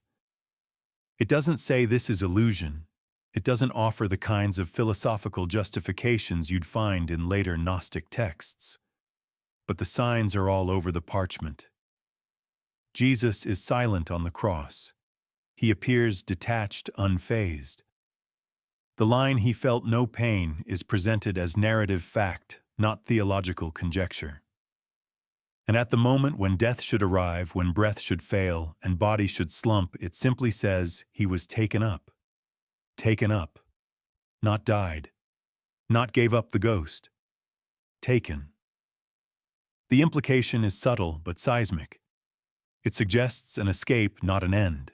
A removal, not a rupture. The crucifixion becomes a moment of departure, not destruction. That's Docetism's calling card. Now, why would such an idea take root? The answer may lie in the anxieties of the ancient world. To some early believers, especially those influenced by Platonic philosophy, the idea of God becoming truly physical was unsettling. Flesh was weakness. Materiality was corruption. The divine was meant to be perfect, untouchable, unchanging. A God who could sweat and suffer seemed wrong. And so this alternative image of Jesus emerged. A figure who wore humanity like a cloak, but was never fully bound by it. Who passed through suffering like wind through fabric. Who performed death but never yielded to it. It's tempting to dismiss such ideas as fringe, but they weren't. At least not at first. Texts with docetic overtones circulated widely in early Christian communities. The Gospel of Thomas, the Acts of John, even fragments from the Gospel of Mary, they all carried shades of this theology. And it was only after the Church began defining orthodoxy, codifying creeds, and enforcing theological boundaries that Docetism was officially condemned. Bishop Serapian's rejection of the Gospel of Peter, as we saw earlier, hinged on this very issue. He saw the ghost of Docetism in its lines. He recognized the quiet denial of physical suffering, and he knew where that road led. To a Jesus too distant to save. To a resurrection too detached to redeem. But here's where it gets trickier. The Gospel of Peter also presents a bodily Jesus, one who walks out of the tomb, one whose form stretches to the skies, one flanked by giants followed by a cross. It's hard to call that a spirit. It's far from ghostly. It's more than physical, not less. The contradiction is jarring. Jesus feels no pain, yet emerges from a tomb in bodily form. He is unbreakable, yet tangible, ethereal, yet visibly immense. And maybe that's the point. The Gospel of Peter may not be strictly docetic. It may be blending traditions, weaving a tapestry from multiple threads. A Jesus who transcends pain but still walks among the living. A resurrection that's both physical and cosmic. It doesn't fit neatly into any one box. And that refusal to conform may be why it was so threatening. Because it doesn't just challenge orthodoxy, it exposes how fluid early Christian belief truly was. This is a gospel from a time before the creeds were written, before the councils convened, before the boundaries were drawn. Back when Christianity was still searching for its shape and voices like this one wild, mystical, unsanctioned, still had a place in the conversation. Reading it now across the centuries feels like hearing a dialect that almost survived. A way of thinking about Jesus that might have flourished, had history shifted even slightly. And in that sense, Docetism isn't just a heresy. It's a road not taken. But the echoes remain. Every time someone describes Jesus as radiant, untouched by death, every painting that makes his suffering beautiful, every song that calls him victorious before the tomb is even opened. The line between suffering and transcendence, between pain and seeming, is still thin. And the Gospel of Peter stands right on that line, refusing to step fully to either side. It doesn't choose. It just shows you what it saw, or what it believed it saw. And then it lets you decide if that's a Jesus you recognize, or one you've never met before. Side by side, they look like they come from the same story. Same cast, same crucifixion, same tomb. But once you start reading closely, the Gospel of Peter begins to drift quietly at first, then unmistakably into a different dimension. It's like watching a familiar film with the scenes rearranged, the lighting altered, and the soundtrack replaced with something unnerving. The events are echoed, yes, but their rhythm has changed. The meaning has changed. The Jesus has changed.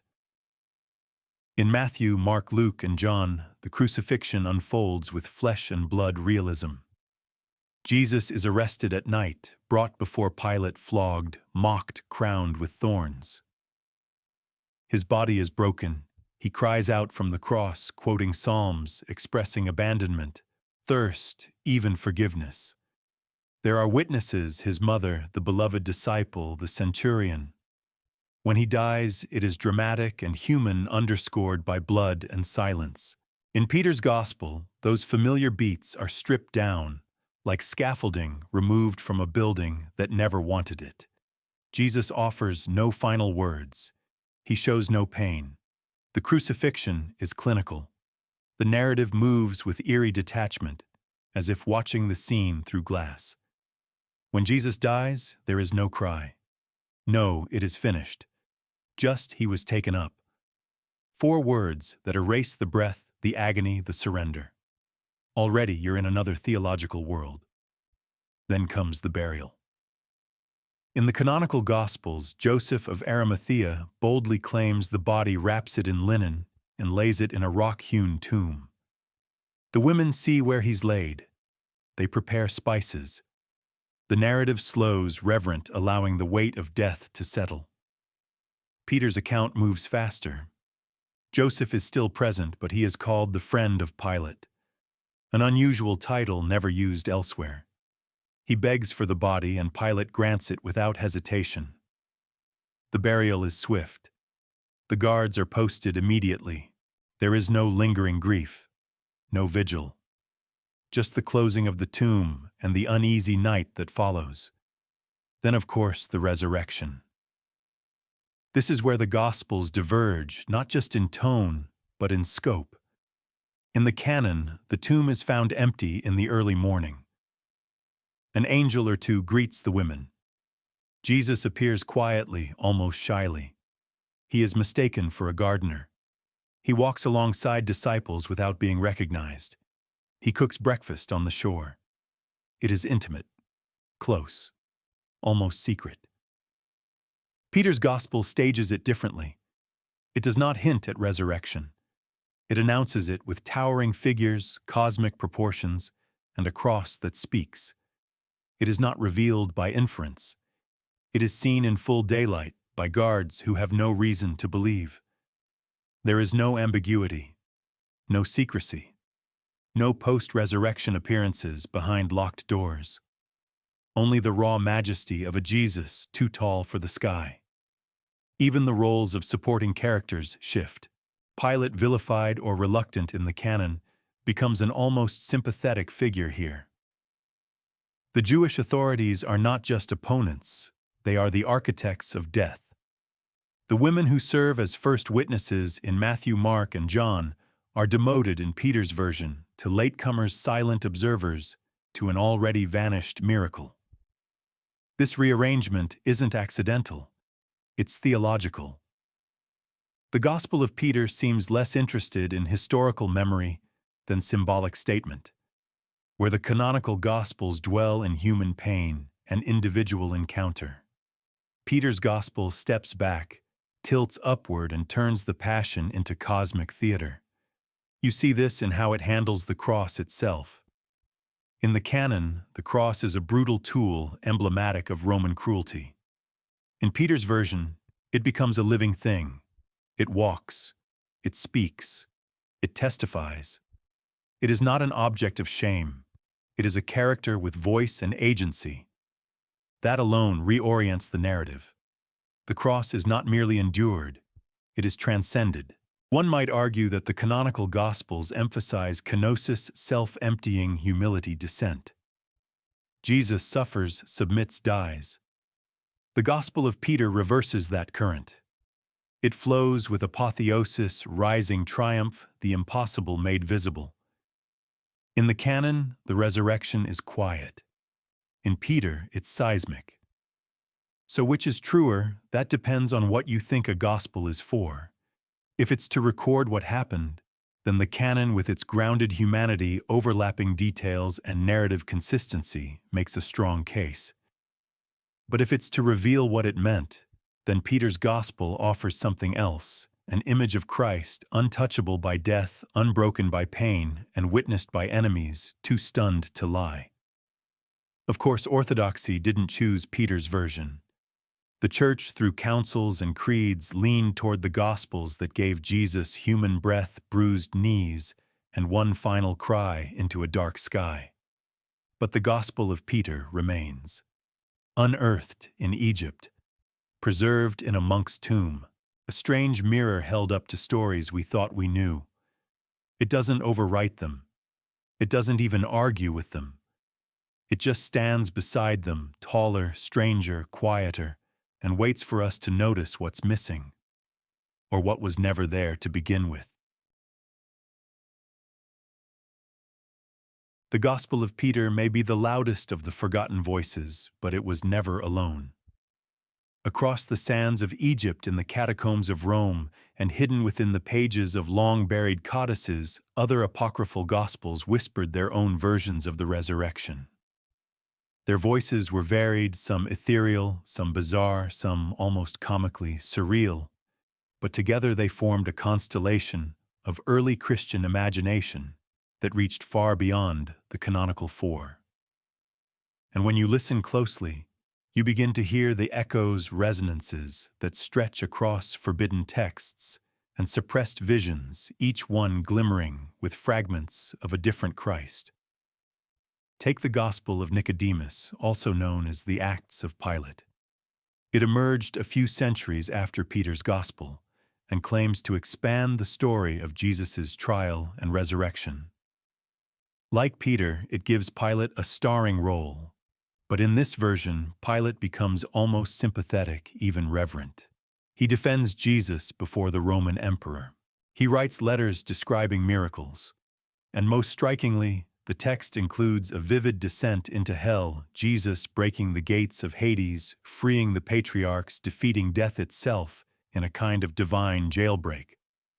Sound familiar? That subterranean moment is precisely what the speaking cross alludes to in Peter's Gospel, when it affirms that Jesus preached to those who sleep. There's a shared logic at work here. These texts aren't just trying to fill in narrative gaps. They're amplifying the story, stretching it until it reaches cosmic dimensions. The resurrection isn't merely a body standing upright. It's a total upheaval of all realms, earth, heaven, and the underworld. And in that sense, Peter's Gospel and Nicodemus's are not outliers. They're part of a tradition, a mystical thread that runs beneath the clean lines of the canon. The Gospel of Bartholomew goes further still. It portrays a Jesus who commands authority even in hell. Demons tremble. The underworld collapses. Christ radiant brings with him a scroll of judgment and speaks with terrifying calm. Here again, the dead are not passive. They are listening. And Jesus is not just risen. He is triumphant in places no gospel dares to go.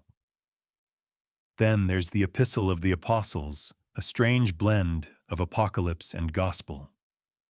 Written in the 2nd century, it too presents the resurrection in stylized visionary terms. Jesus appears to his disciples not quietly, but with radiance. He takes them to the Mount of Olives. He speaks of hidden knowledge of future trials. There's less blood, less bruising, more light, more mystery. All of these texts share something with Peter's Gospel. They resist minimalism. Where the canonical Gospels hesitate, the apocrypha lean in. If the tomb opens, it does so with earthquakes. If Jesus rises, it's with flashes of glory. If there's a cross, it walks and speaks. They're not interested in journalistic accuracy. They want transformation, awe, and maybe a little fear. Modern scholars have long debated the literary relationship between these Gospels. Did later apocryphal works borrow from Peter? Or were they all drawing from a shared oral tradition, a pool of stories and visions that circulated before the canon solidified?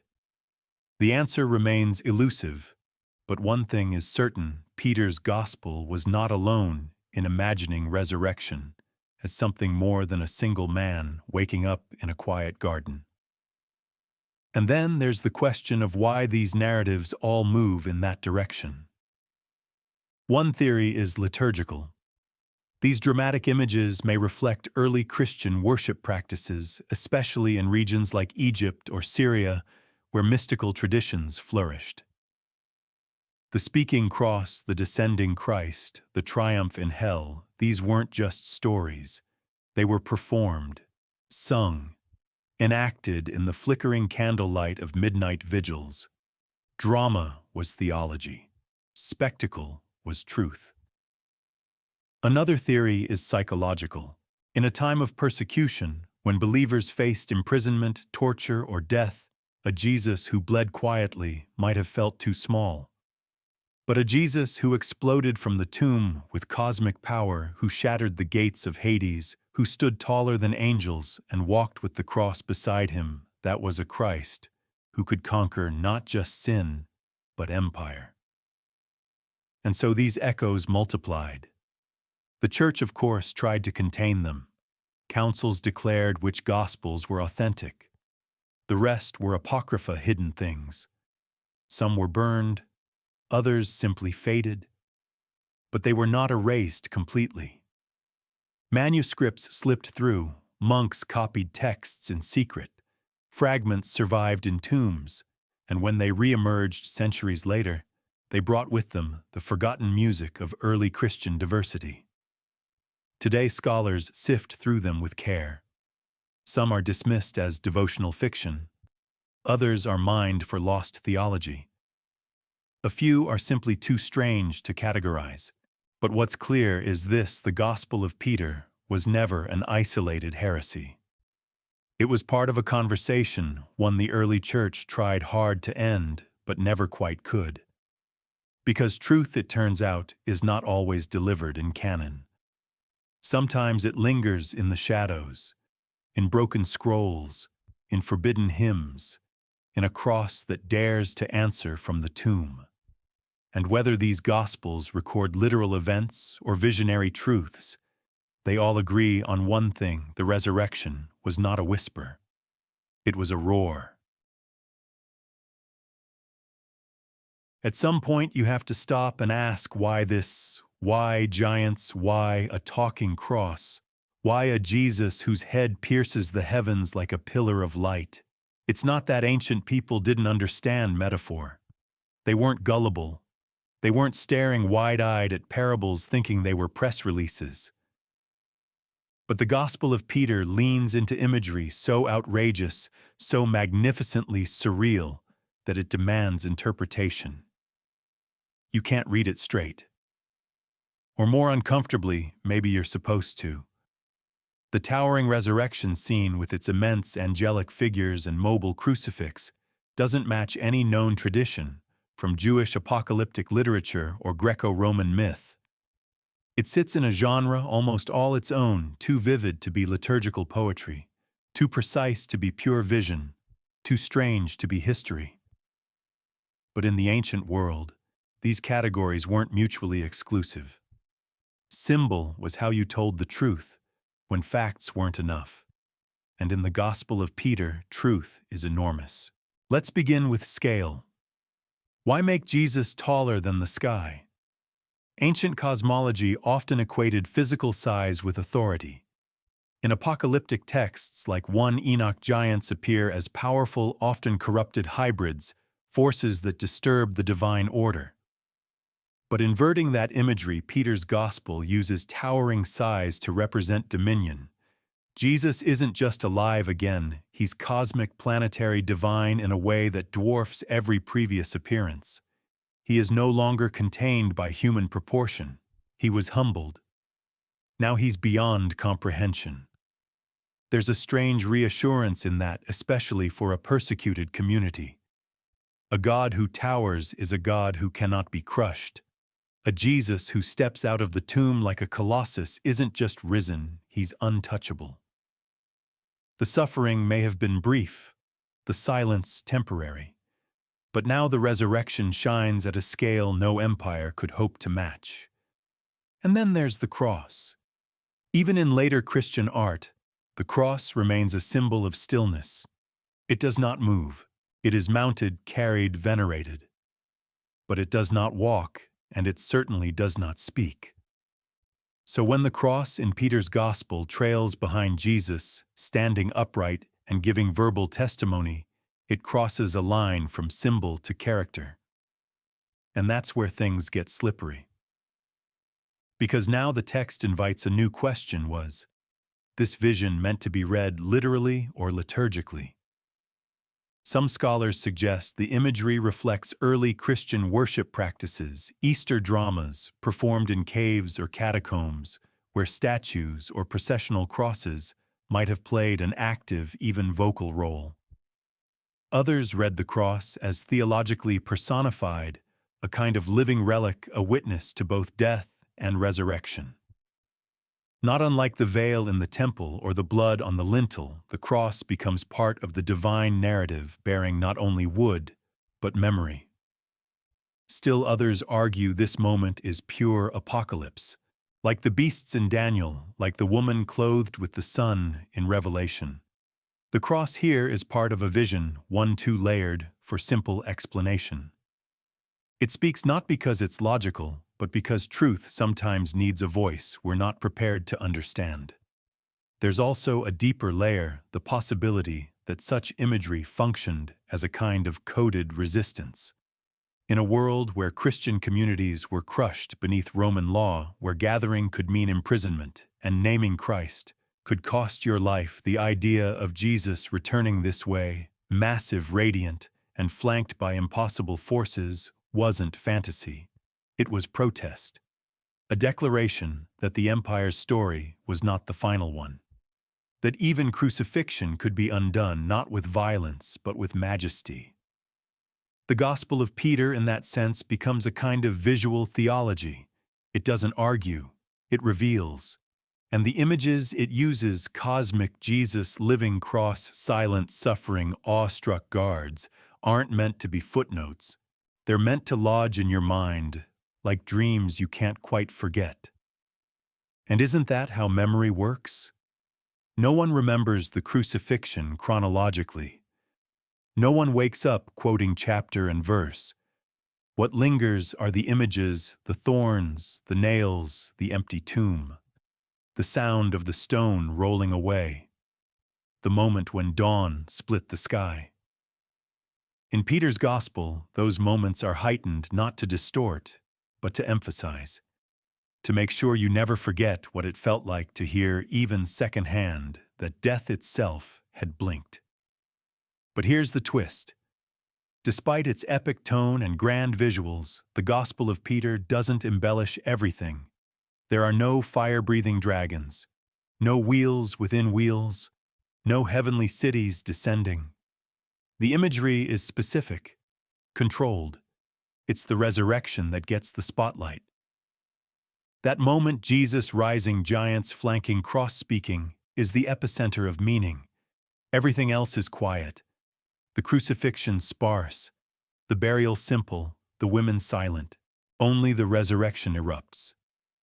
And perhaps that's the answer. Because in this gospel, resurrection isn't just the end of death. It's the unmasking of reality. The curtain is pulled back. The ordinary world, the trials, the politics, the crowds, was always the shadow. The moment Jesus steps out of the tomb, huge and radiant, followed by a cross that remembers the real world, begins. And for a community living in fear, clinging to faith, that image would have mattered more than chronology or coherence. It wasn't about proof. It was about presence. So why such imagery? Because sometimes the only way to describe the impossible is to make it larger than life. You've seen the resurrection. You've watched the stone roll, the giants step forth, the cross declare its eerie affirmation, the guards flee, the women weep. But someone is missing, someone you'd expect to be right at the center. Peter, the supposed author, the man with the keys, the rock. He's nowhere to be found, and he's not alone. None of the apostles speak, none appear. They vanish from this gospel as if the greatest moment in Christian history had no need for them at all. It's not an oversight, it's a choice. In the canonical Gospels, the apostles are always hovering nearby, often confused, often cowardly, but undeniably present. They break bread with Jesus. They fall asleep in Gethsemane. Peter denies. Judas betrays. John lingers by the cross. After the resurrection, they huddle in locked rooms, astonished, afraid, slowly emerging from the fog of grief. But in the Gospel of Peter, all of that vanishes. The passion and resurrection unfold without them. No upper room, no breakfast on the shore, no wounds to touch. At first it feels like a gap. Then it begins to feel like a statement. Peter is mentioned once, briefly, and even then not in action but in narration, but I, Simon, Peter, and Andrew. My brother took our nets and went away. That's it. That's all he says about himself. It's almost laughably anticlimactic, like ending your autobiography with, "Anyway, I went fishing." But that sparse line is deeply revealing. Because this gospel doesn't just de-center Peter. It seems to deliberately push the apostles off stage. Why, one possibility is literary. By removing the apostles from the frame, the gospel opens space for other witnesses, the guards, the cross, the cosmic procession. The story shifts from intimate to epic. The resurrection doesn't need verification from the inner circle. It reveals itself publicly and unambiguously on its own terms. Another possibility is theological. Early Christian communities were already fragmenting by the time this gospel was likely composed. Competing factions claimed authority through apostolic succession. I follow Peter. I follow Paul, I follow James. The church was beginning to centralize, to build hierarchies. So a gospel that omits the apostles might not just be telling a different story. It might be resisting something. It might be saying, this didn't begin with you. That's a dangerous idea. One that undermines structures, calls into question inherited authority. If Peter didn't witness the resurrection, if the apostles were not the first to proclaim it, then the foundation of institutional memory shifts. Faith becomes not something passed down from insiders, but something encountered personally, unpredictably, by anyone. This absence also raises questions about authorship. If Peter is the narrator, why is he so absent? Why is his voice so quiet? It's as if the gospel wants the idea of Peter, his name, his connection to the passion, but not his character. His memory, not his presence. That kind of ghostwriting was common in antiquity. Attributing texts to revered figures lent authority. But the Gospel of Peter seems almost embarrassed by its attribution. It doesn't glorify him. It doesn't make him a hero. It makes him a fisherman walking away. There's a strange humility in that, or perhaps a rebuke. Because the canonical Peter is impulsive, flawed, emotional. He sinks in the sea. He cuts off ears. He denies Jesus and weeps bitterly. And yet he is restored, loved, commissioned, the rock on which the church is built. But this gospel offers no such arc, no denial, no redemption, no restoration, just silence. And silence in Peter's case is loud, especially when paired with the boldness of the guards, the brightness of the angels, the voice of the cross. Perhaps the Gospel of Peter is trying to shift our attention from discipleship to divinity, from human frailty to cosmic force. The apostles were confused, afraid, not present. But resurrection didn't wait for them. It happened anyway. Without their prayers, without their understanding. That's a haunting idea, because it suggests that the central event of Christian faith did not require the faith of its founders. It arrived fully formed. It revealed itself. And when it did, it bypassed the leaders, the insiders, the named. That doesn't diminish their later roles, but it reframes them. It says this began without you. And perhaps it might go on without you too. That's a message some early Christians, especially those on the margins, would have found incredibly powerful.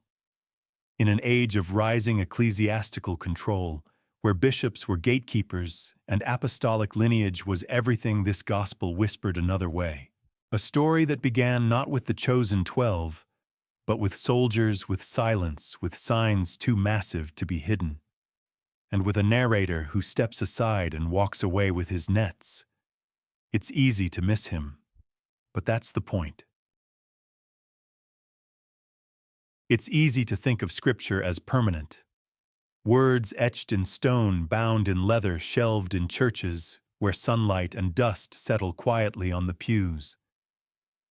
But the Gospel of Peter didn't live that way.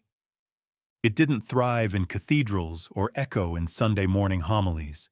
It moved in whispers, in fragments, in the shadows, and it survived, if that's even the right word, not through canon, but through burial, through Egypt, through one forgotten tomb, one folded parchment, and the silence of a monk who never expected to be found.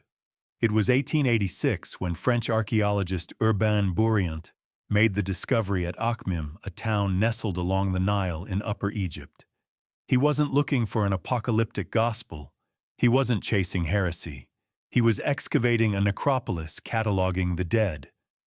But inside a particular tomb, among mummified remains and relics of Coptic devotion, he found a papyrus codex brittle and stained.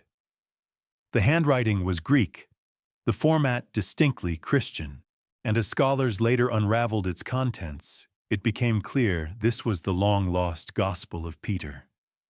Only it wasn't pristine, It didn't come with a title page or a neat ending, just 14 pages already broken at the edges, a fragment. But a fragment can change everything. Why Egypt?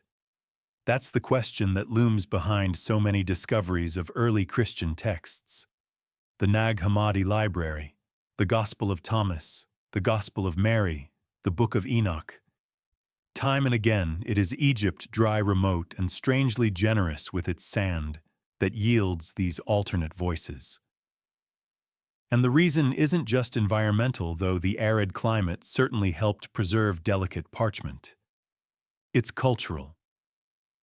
Egypt, especially in late antiquity, was a spiritual crossroads, a place where Christian orthodoxy didn't solidify quite as quickly, where Gnostic, mystical, and apocalyptic currents lingered longer, where monks copied not just the canon, but the curious, where libraries were less selective and perhaps more daring. The Gospel of Peter scholars believe may have circulated quietly among Egyptian monastic communities long after it was condemned elsewhere, not as scripture necessarily, but as meditation, as mystery. It may have been read during Holy Week or in the darkness of Easter vigils, or perhaps it was copied once reverently, then hidden, kept out of view not because it was beloved, but because it was dangerous. And that brings us to the monk's tomb. Who was he? We don't know. His name is lost, his life reduced to dust and shreds of cloth, but among his possessions was this text. He chose to be buried with it. That alone speaks volumes. In an era when orthodoxy was tightening its grip, when bishops issued bans and heretical writings were being purged, this monk held onto a gospel no one else was supposed to read. Maybe it was an heirloom, maybe a treasured relic from a teacher, a father, a brother, or maybe just maybe it was a gospel he believed in, a story that told a truth he couldn't find anywhere else. There's a quiet tragedy in that, because while Peter's gospel is cosmic and bold, its journey through history is muted, marginal. Its voice wasn't raised in councils or echoed in cathedrals.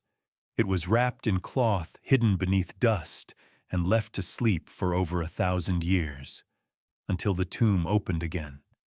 And now we have it. Or at least a part of it. A glimpse. The Akhmim manuscript is the only known copy of the Gospel of Peter. That's it. One manuscript. One moment of survival. There is no second witness. No alternate recension. Every word we have is the result of that single fragile document surviving its own funeral. And even within that document, things are missing. The beginning is gone. The ending is torn. The lines break unexpectedly. Sentences trail off. And yet even in its brokenness, it's complete enough to shock. The scenes remain vivid, the voice distinct, the theology unmistakable. Which raises the inevitable question, how many others were lost? How many gospels were buried without being found? How many versions of the story died in the sand if Peter's gospel, heretical, condemned, rejected, could survive for centuries in a monk's tomb? What else might be waiting beneath stone or scroll or silence? In Egypt, they say the dead do not sleep easily. They wait. They murmur beneath the soil. And perhaps the same is true of these texts. Not canonical, not forgotten. Just waiting.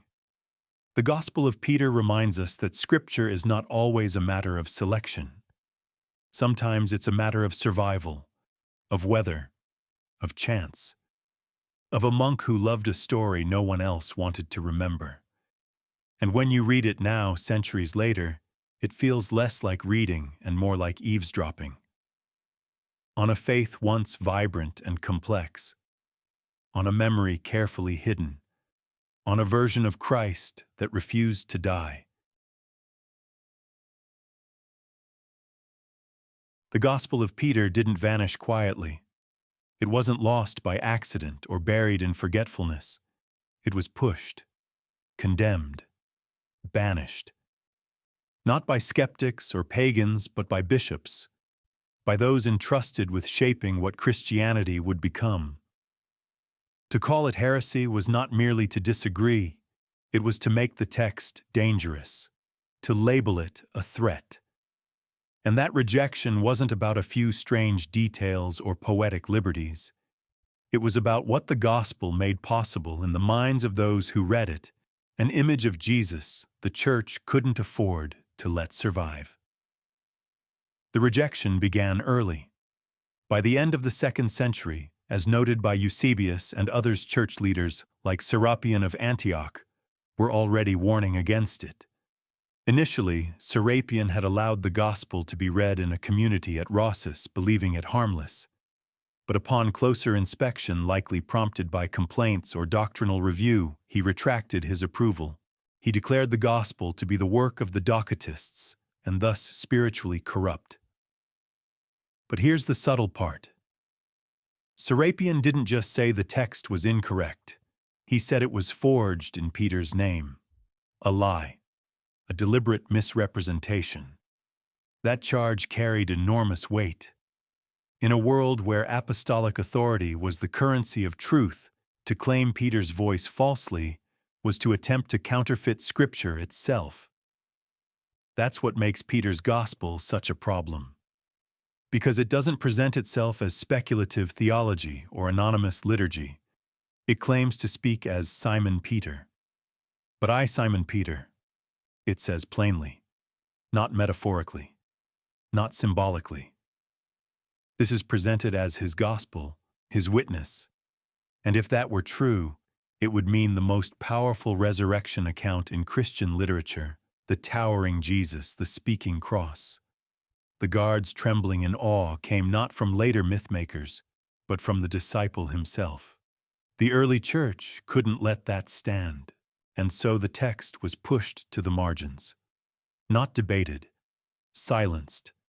Not because it lacked beauty or insight, but because it refused the emerging script, because it made space for interpretations that wandered too far from the growing cathedral of orthodoxy.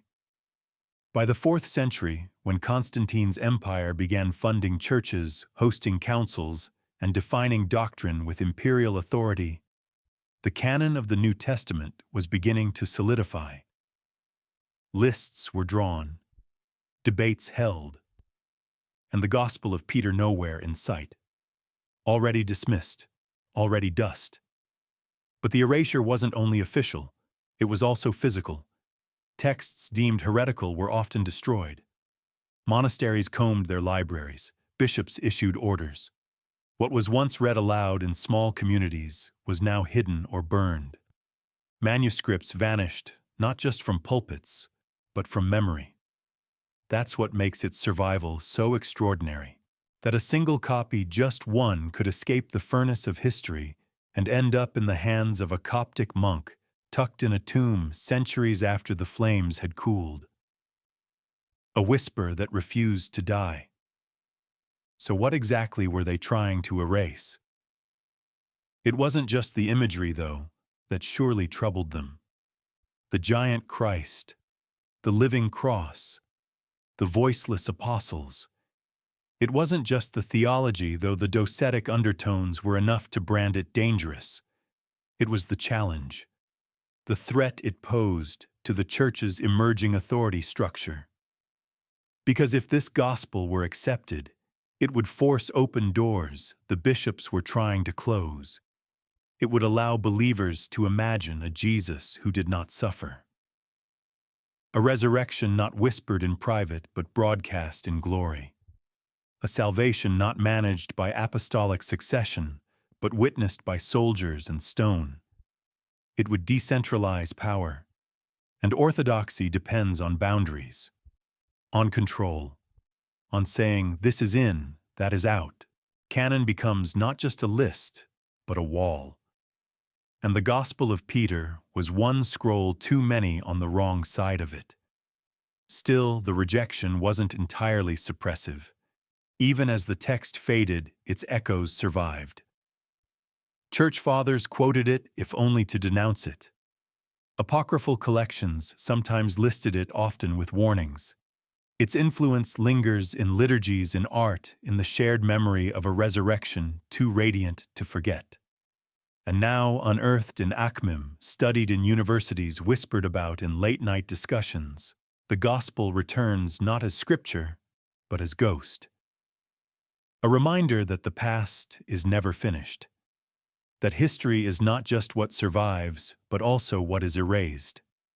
And maybe that's the gospel's final quiet rebellion, that even after bishops banned it, scribes hid it, and centuries passed it, by the gospel of Peter still speaks, still walks, still lingers behind the stone. Because sometimes rejection is the very thing that ensures survival.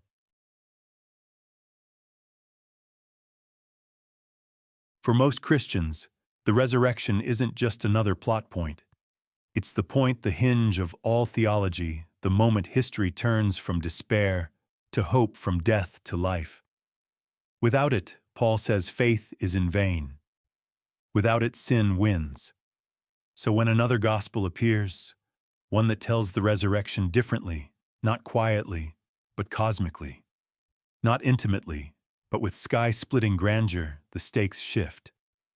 Suddenly, it's not just about if Jesus rose, it's about how, and what that how might mean for everything that follows. The Gospel of Peter doesn't deny the resurrection. Far from it.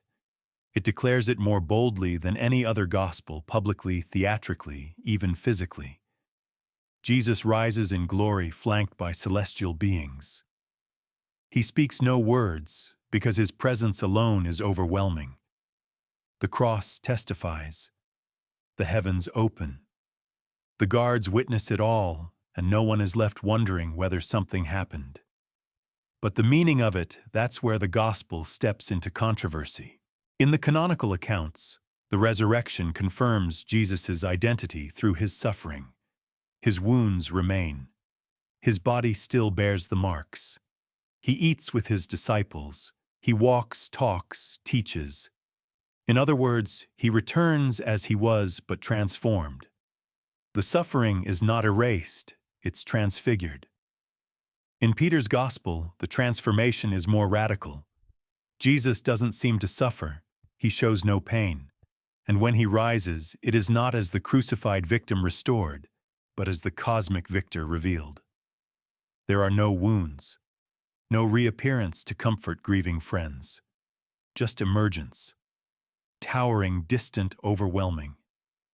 This difference cuts deep, because it suggests that resurrection in Peter's version is not a reversal of death. It's the unveiling of something that was never really dead to begin with. That Jesus didn't conquer death by enduring it, but by bypassing it altogether. He allowed himself to be taken but not broken, executed but not defeated, buried but not claimed. And that reframes the whole economy of salvation. In traditional theology, Jesus suffers to share in humanity's pain. His wounds heal ours. His death absorbs sin. His resurrection promises that our brokenness too can be redeemed. But in the Gospel of Peter, the resurrection is not solidarity. It's sovereignty. Not closeness, but distance. Jesus is exalted not because he endured suffering, but because he transcended it. For some, that's thrilling. It makes him untouchable, pure beyond corruption. But for others, it's unsettling. If Jesus didn't feel pain, how can he understand ours? If he didn't truly die, how can his rising bring us hope? This is where Docetism again creeps in, not as doctrine but as implication. A Jesus who floats above agony, a resurrection that feels more like a cosmic performance than a redemptive act. And for early church leaders trying to root Christian theology in real physical history, that kind of ambiguity was intolerable. But perhaps Peter's gospel wasn't trying to answer theological questions at all. Perhaps it was painting a vision, not a contradiction of faith, but a parallel thread, one designed not to replace the familiar gospel, but to offer a different emotional and spiritual register. Because there's a subtle insight buried within the text that resurrection is not always experienced the same way. That for some it comes quietly in a garden in a name spoken softly. For others it arrives as thunder, an event too large to explain, too bright to see. The canonical Gospels give you the first. Peter's Gospel gives you the second. And both carry theological weight. The former comforts, the latter commands. And yet even in its cosmic scale, the Gospel of Peter doesn't speak of triumph in political terms. There's no revenge, no armies. Jesus doesn't return to confront Caiaphas or Pilate. He rises and leaves. His silence, his magnitude, his sheer otherness, they're not about domination. They're about finality, fulfillment. The story, in a sense, is already over. But that ending challenges the role of the church. If the resurrection happened in such open splendor in front of guards and elders and cosmic witnesses, then why build institutions around preserving it? If Jesus left no teachings after rising, no commands, no commissions, then what exactly are we following? That question, unasked but implied, is what makes the Gospel of Peter so powerful and so problematic. It gives you resurrection, but strips it of all the pastoral scaffolding that comes afterward. No Great Commission, no Pentecost, no church, just glory. And that's the real theological threat. Because glory unmediated is hard to control. When the Church Fathers condemned this gospel, they didn't just object to the surreal imagery or docetic echoes. They saw that it didn't need them. It offered resurrection without priesthood, salvation without suffering, vision without doctrine. And that kind of gospel is dangerous, not because it's false, but because it invites you to believe without needing anyone else to tell you how.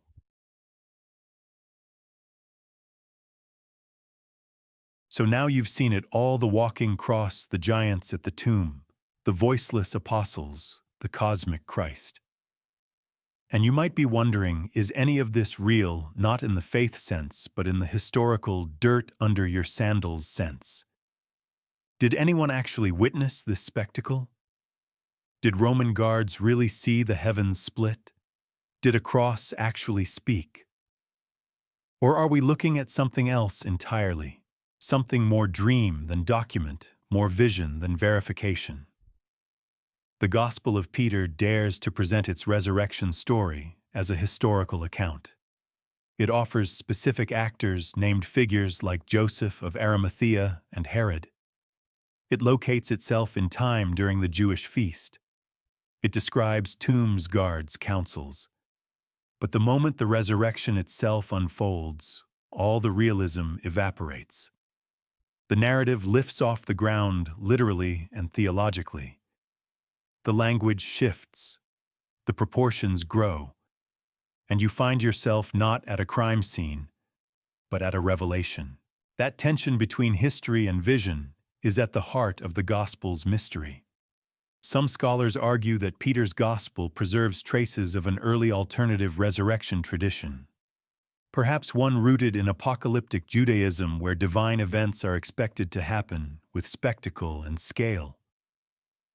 Others suggest that the text reflects a mystical liturgical drama performed in early Christian communities during Holy Week.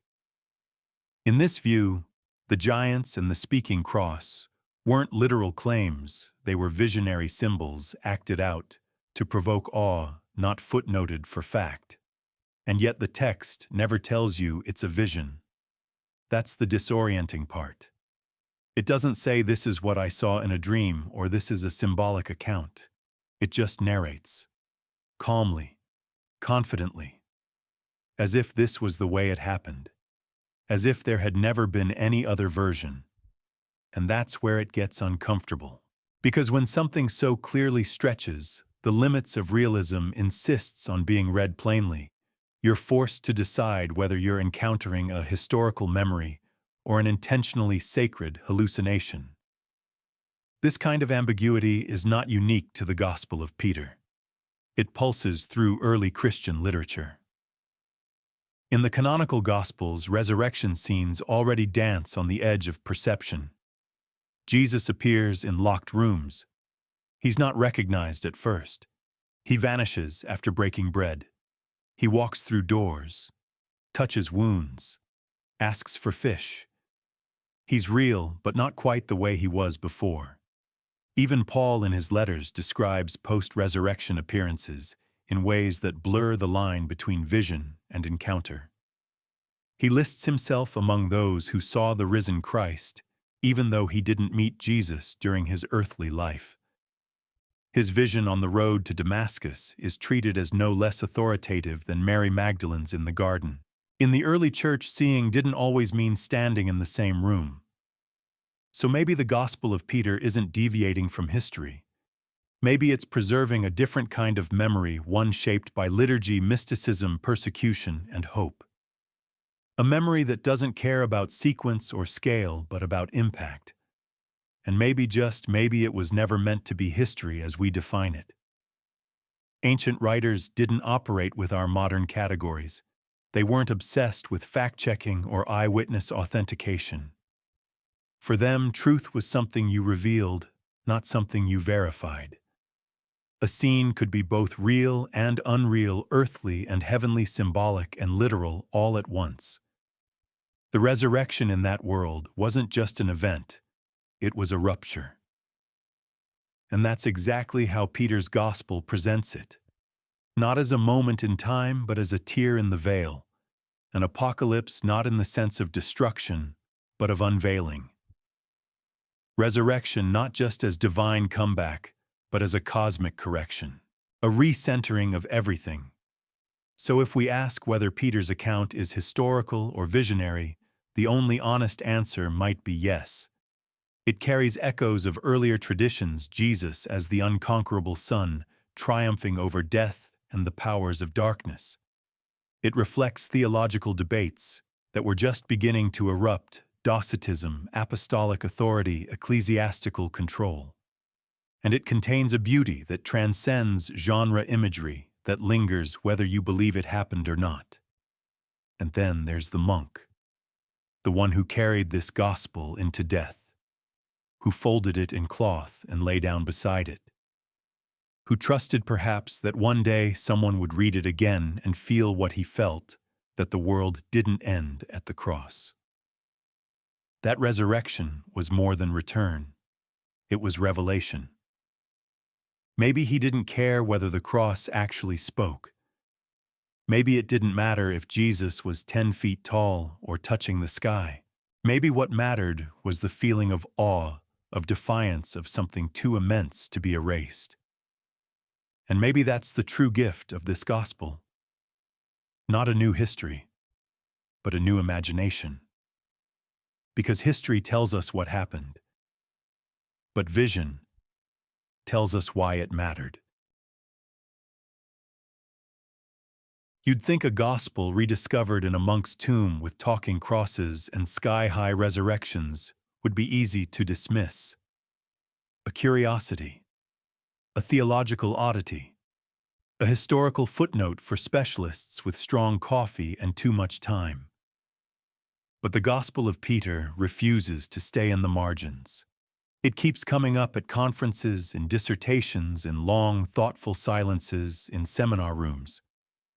Because despite its fragmentary state and surreal flourishes, it poses a question modern scholars still can't agree on: was this gospel heresy or heritage? On one side are the defenders of tradition, scholars who see the Gospel of Peter as a late derivative text, borrowing from the canonical Gospels, but layering them with docetic flourishes and apocalyptic theater. To these readers, the Gospel is a creative remix designed for emotional impact, rather than doctrinal clarity. Its omission from the canon wasn't an injustice, it was discernment.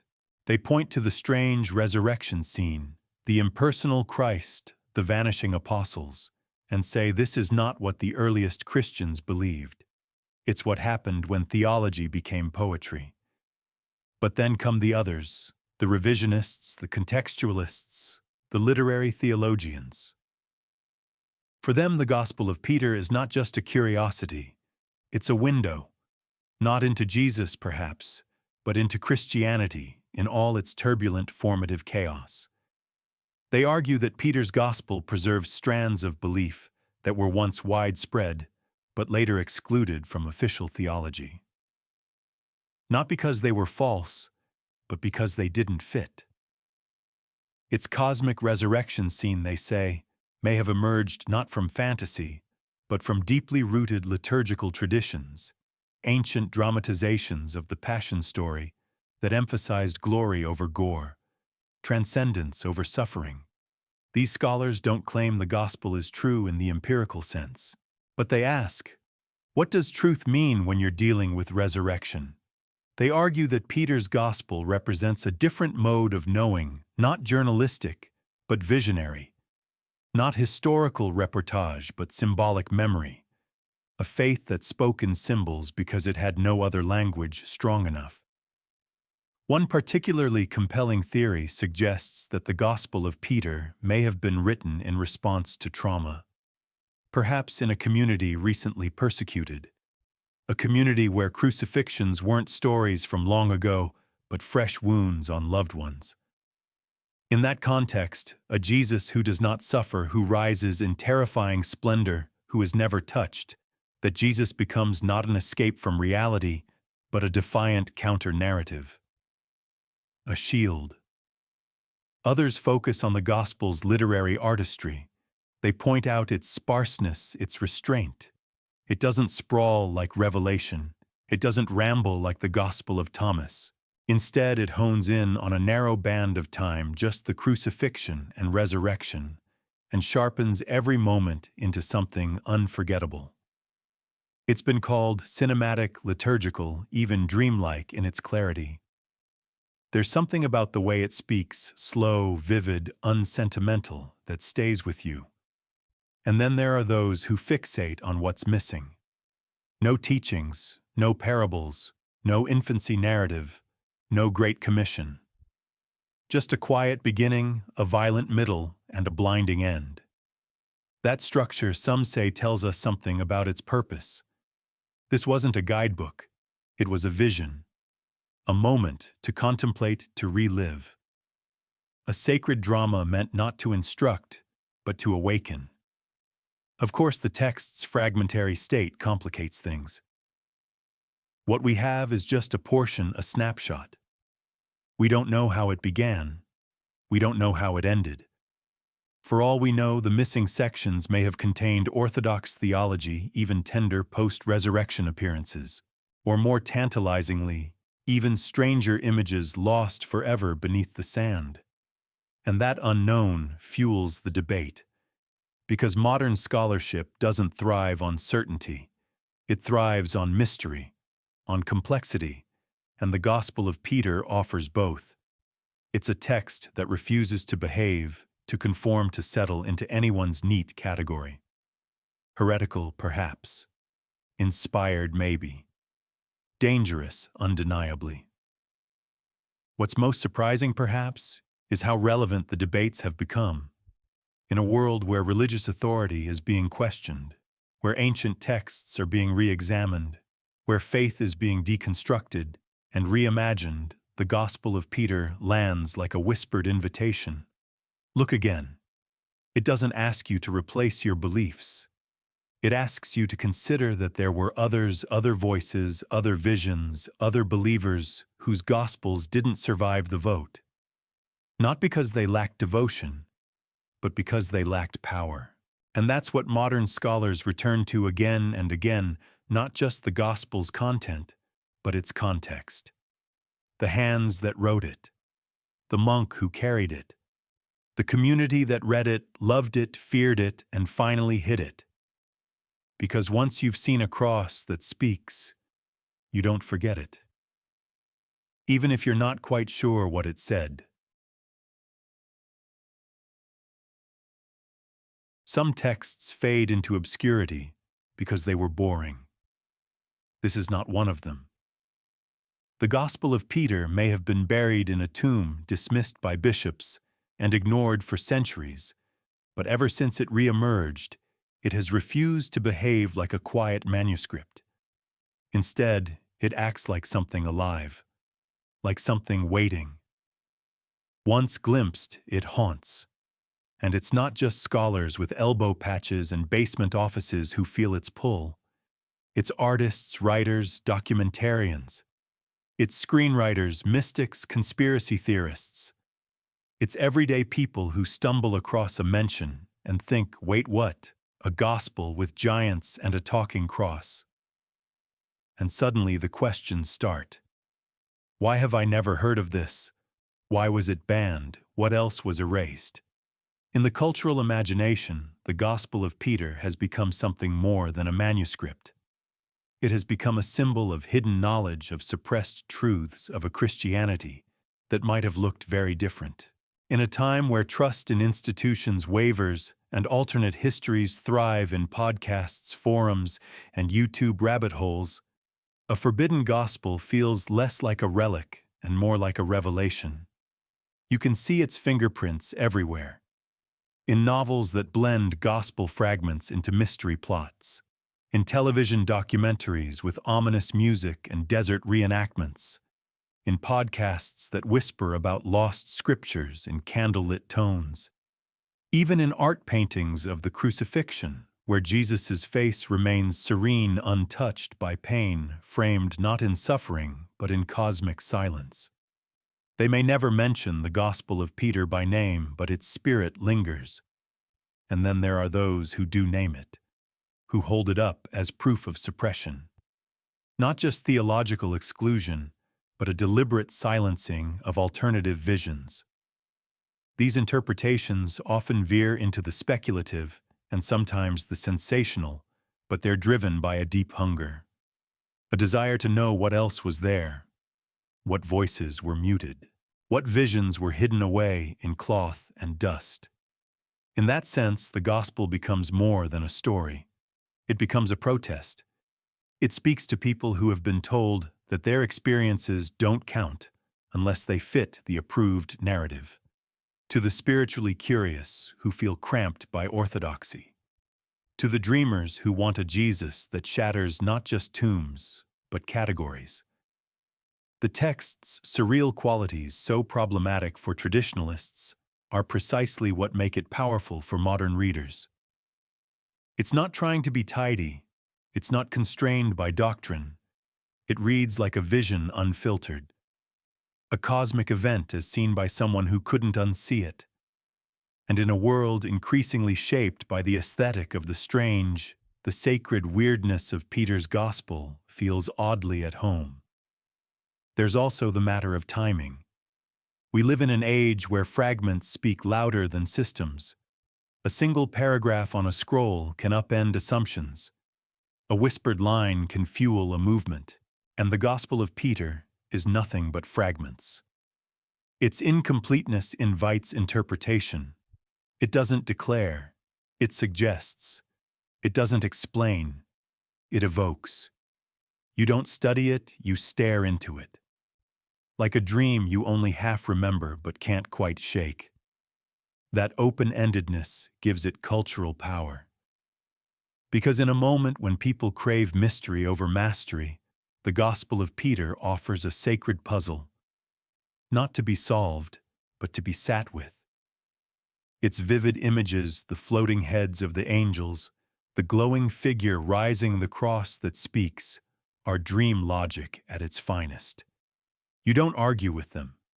You just let them settle into your bones. Of course, not everyone's thrilled.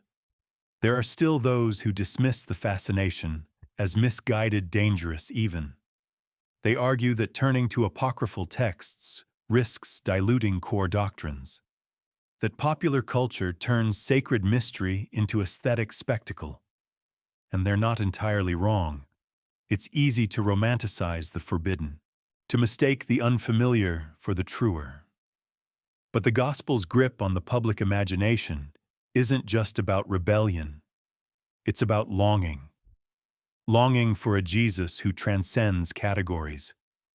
longing for a resurrection that feels less like a doctrine and more like a rupture, longing for a faith that makes room for the mystical, the cosmic, the strange. And so the Gospel of Peter continues to circulate, quietly, sometimes in footnotes, sometimes in fan art, sometimes in midnight Google searches, not because it answers every question, but because it dares to ask different ones. What if the resurrection wasn't a private moment in a quiet garden, but a cosmic convulsion that left a cross speaking and the earth gasping? What if our categories, historical, heretical, canonical, apocalyptic, are too small for what the first believers actually saw? What if we haven't even begun to grasp the scale of the silence that followed the stone rolling away? So now finally you arrive at the precipice.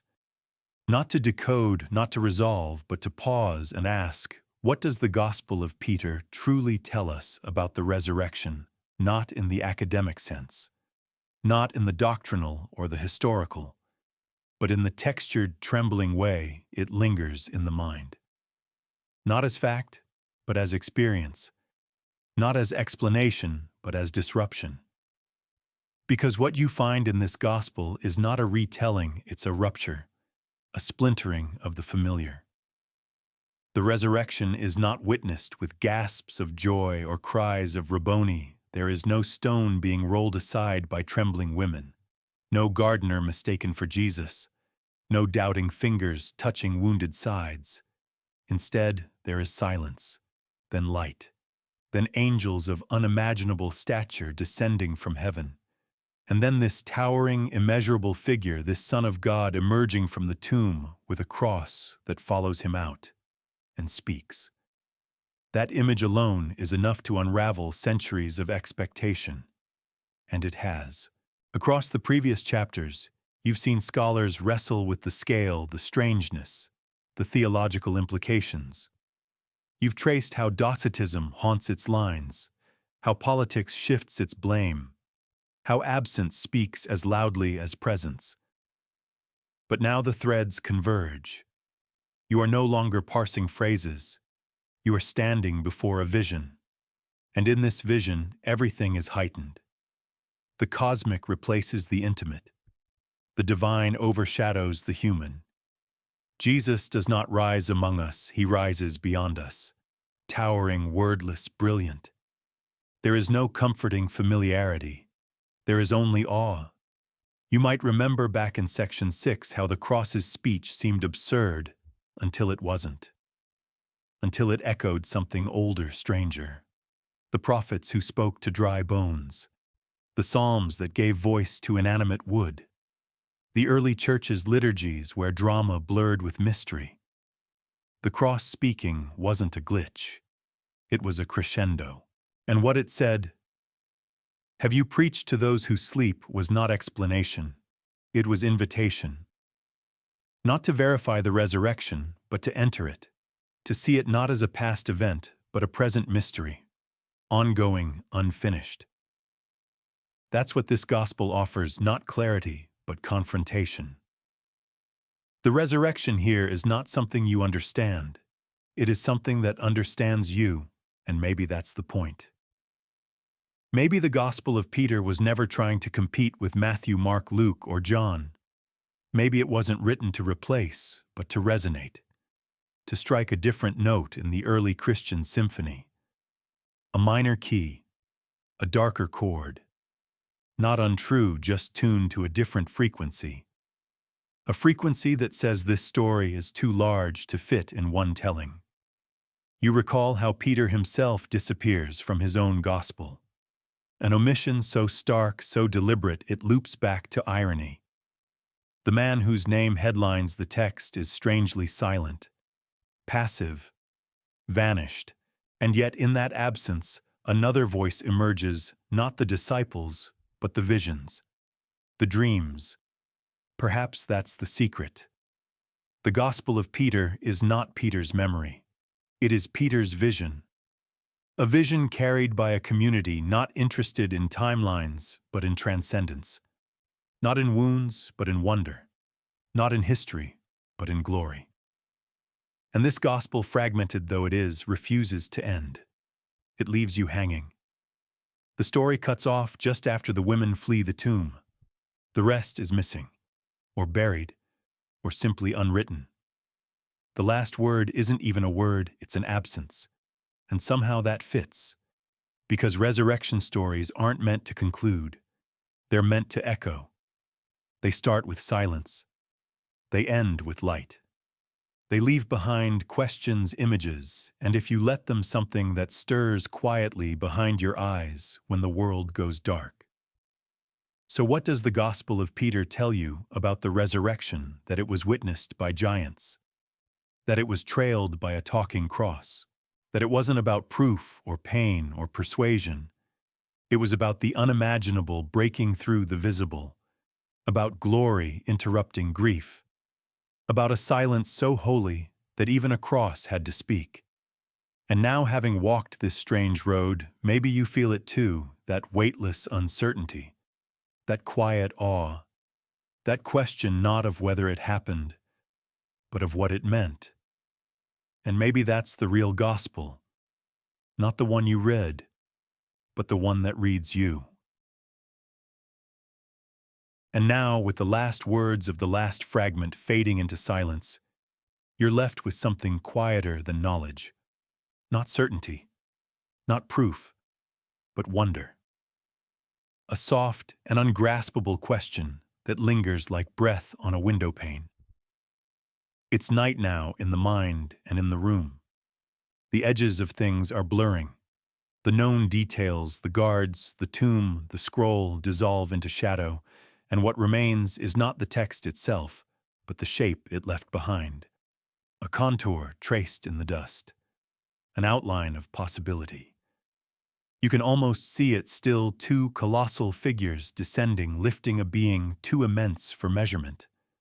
A cross following behind them like a servant, or a witness, or a prophet.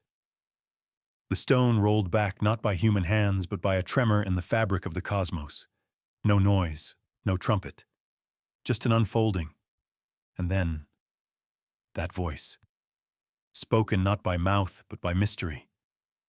Have you preached to those who sleep? It's not a line you answer. It's one you carry. The Gospel of Peter may never be canon. It may never be sung in cathedrals. But somewhere in its shattered phrases there's a dream that won't quite leave you. A vision of resurrection that is not polite or pastel or easily sermonized, but immense, surreal, and unsettlingly alive. Maybe you don't need to understand it. Maybe like the women at the tomb, the right response is to pause, to breathe, and to feel. Not doctrine, but awe. And maybe that's what resurrection is after all.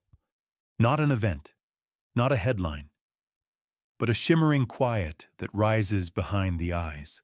A slow return of light to the corners of the soul. A whisper that says the story isn't over even here, even now. Especially now. So let it echo in the night. Let it rise behind your ribs like something luminous and unfinished.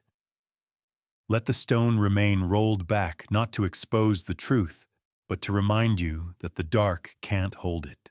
And as you drift into the soft dark, into sleep, remember sometimes the most powerful gospels are the ones that were meant to be forgotten.